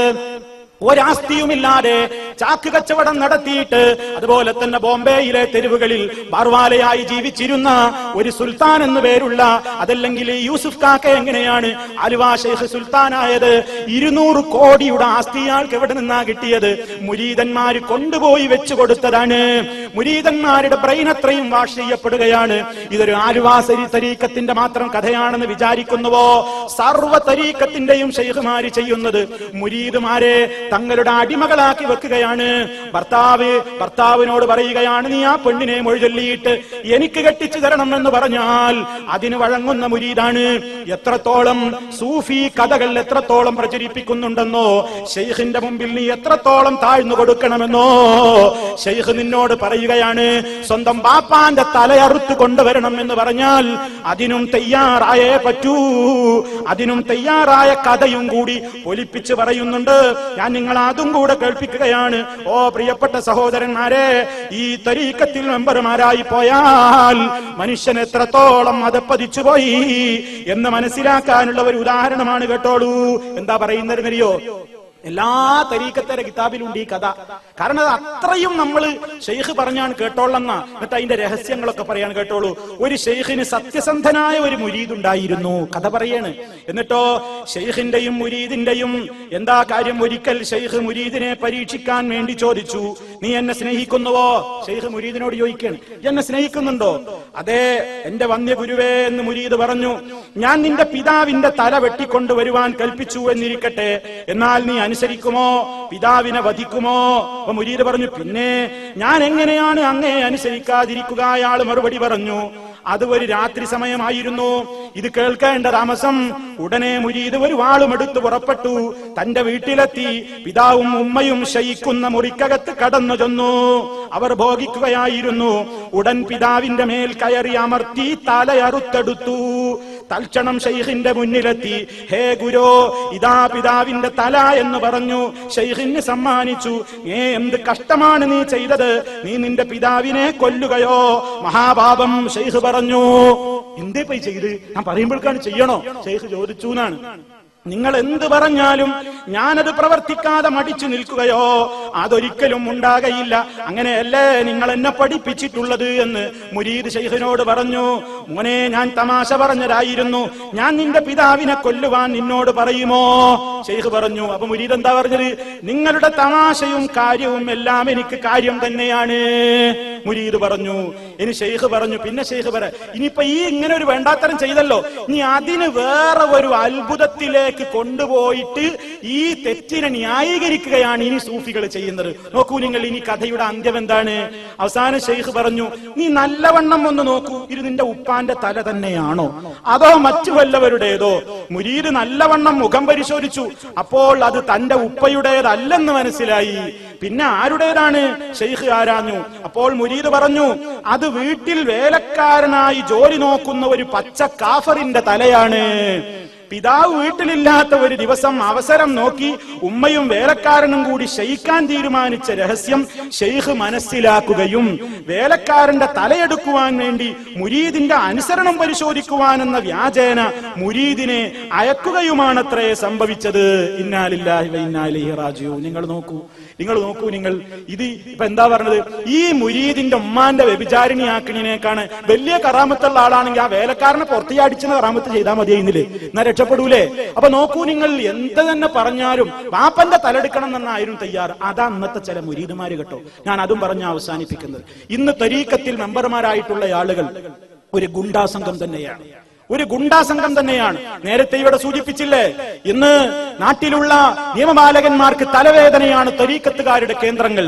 എന്താ കാരണം? ഹൈദരാബാദിലേക്കും അതുപോലെ തന്നെ പല സ്ഥലങ്ങളിലേക്കും ത്വരീഖത്തുകളുടേതായ കേന്ദ്രങ്ങളിലേക്കെന്ന് പറഞ്ഞുകൊണ്ട് ചെറുപ്പക്കാരെ ഖുർആൻ പഠിപ്പിക്കാൻ, ആധ്യാത്മിക രഹസ്യങ്ങളുടെ ചെപ്പ് തുറക്കാൻ എന്ന് പറഞ്ഞ് വശീകരിച്ച് കൊണ്ടുപോയിട്ട് പല തീവ്രവാദ പ്രസ്ഥാനങ്ങളിലേക്കും റിക്രൂട്ട്മെന്റ് നടത്തുന്ന സബ് ഏജൻസി ആയിക്കൊണ്ടാണ് ത്വരീഖത്തുകാരെന്ന് പ്രവർത്തിച്ചു കൊണ്ടിരിക്കുന്നത്. കാരണം അവർക്ക് വേണ്ടത് പണമാണ്, അവർക്ക് വേണ്ടത് സ്വാധീനമാണ്, അവർക്ക് വേണ്ടത് എന്തിനും പോന്ന കുറെ ഗുണ്ടകളാണ്. ആ നിലക്കുള്ള ഗുണ്ടായിസം വരെ ഇന്ന് സമൂഹത്തിൽ വളർത്തിക്കൊണ്ടിരിക്കുന്നതിൽ വലിയ പങ്കാണെന്ന് ആത്മീയ പ്രസ്ഥാനങ്ങൾ എന്ന പേരിൽ അറിയപ്പെടുന്ന ഈ ത്വരീഖത്തുകൾ എന്ന് വഹിച്ചുകൊണ്ടിരിക്കുന്നത്. അതേ അവസരത്തിൽ സഹോദരന്മാരെ, മുസ്ലിമീങ്ങളായ നമുക്ക് ത്വരീഖത്തുണ്ടോ? ഉണ്ട്. അതേത് ത്വരീഖത്താണ്? അതാരുടെ ത്വരീഖത്താണ്? നാം ത്വരീഖത്ത് വിരോധികളല്ല, നാം ത്വരീഖത്തിന്റെ അനുകൂലികളാണ്. പക്ഷേ അഹ്ലുസുന്നത്തി വൽ ജമാഅ, സുന്നത്ത് ജമാഅത്തുകാർ, ത്വരീഖത്തുഹും അവരുടെ ത്വരീഖത്ത്, ത്വരീഖത്തുർ റസൂലി വഅസ്ഹാബിഹി, അല്ലാഹുവിന്റെ റസൂലിന്റെ ത്വരീഖത്താണ്, അവിടുത്തെ സ്വഹാബത്ത് നീങ്ങിയ ത്വരീഖത്താണ്. അതുപോലെ തന്നെ ദൂന സ്വഹാബിൽ ബിദഅ വൽ മുഹ്ദസാത്ത്, നവീനവാദികളും പുത്തൻവാദികളും ഒക്കെ പടച്ചുണ്ടാക്കിയിട്ടുള്ള ചില പ്രത്യേകമായ ആശയങ്ങളുടെ കേദാരമാകുന്ന പിഴച്ച പ്രസ്ഥാനമാകുന്ന ത്വരീഖത്തുകളല്ല, അല്ലാഹുവിന്റെ റസൂലിന്റെ ത്വരീഖത്താണ്, സ്വഹാബത്തിന്റെ ത്വരീഖത്താണ് നമ്മുടെ ത്വരീഖത്ത്. അതിനെ പിൻപറ്റിക്കോ. അതാണ് അല്ലാഹുവിന്റെ റസൂല് പറഞ്ഞതും, ഞാൻ പഠിപ്പിച്ചു തന്ന റൂട്ട് അത് മാത്രമാണ് നേരായ റൂട്ട്, ഫത്തബിഊഹു, നിങ്ങൾ അതിനെ പിൻപറ്റണേ. മറ്റു മാർഗങ്ങളെ പിൻപറ്റരുത് കേട്ടോ. അല്ലാഹുവിന്റെ റസൂല് പറഞ്ഞില്ലേ, ഓരോ മാർഗത്തിലേക്കും ക്ഷണിക്കാൻ ഓരോ ശൈത്താനുകളുണ്ട്. അതുകൊണ്ട് പൈശാചികമായ ദുർബോധനങ്ങൾ കിട്ടിയിട്ട് ഇസ്ലാമിന്റെ പേരിൽ ഒരുപാട് അനിസ്ലാമികതകളും കുഫറുകളും ശിർക്കുകളും ഒക്കെ പ്രചരിപ്പിച്ചുകൊണ്ട് ലോകാടിസ്ഥാനത്തിൽ മനുഷ്യന്റെ വിജ്ഞാനത്തിന് ആ നിലക്ക് കൊഴുപ്പ് കൂട്ടുന്നു എന്ന പേരിൽ, ഈമാനിന് ജ്വാല അതുപോലെ തന്നെ നല്ല തിളക്കം നൽകുന്നു എന്നതിന്റെ പേരിൽ പ്രവർത്തിച്ചു കൊണ്ടിരിക്കുന്ന ഇത്തരത്തിലുള്ള ഗൂഢ പദ്ധതികളെയൊക്കെ മുസ്ലിമീങ്ങൾ തിരിച്ചറിയണേ എന്ന് ഈ വൈകിയ വേളയിൽ നിങ്ങളോട് പ്രത്യേകമായി എന്നോടും നിങ്ങളോട് എല്ലാവരോടും ഉണർത്തുകയാണ്. ചില സൂചനകളെ നൽകിയിട്ടുള്ളൂ. വിശാലമായ പഠനങ്ങൾ നിങ്ങൾ നടത്തണം, അന്വേഷിച്ചറിയണം. ഇതുമായി ബന്ധപ്പെട്ട ഗ്രന്ഥങ്ങൾ നിങ്ങൾ വായിക്കണം. മലയാളത്തിലും സുലഭമാണ്.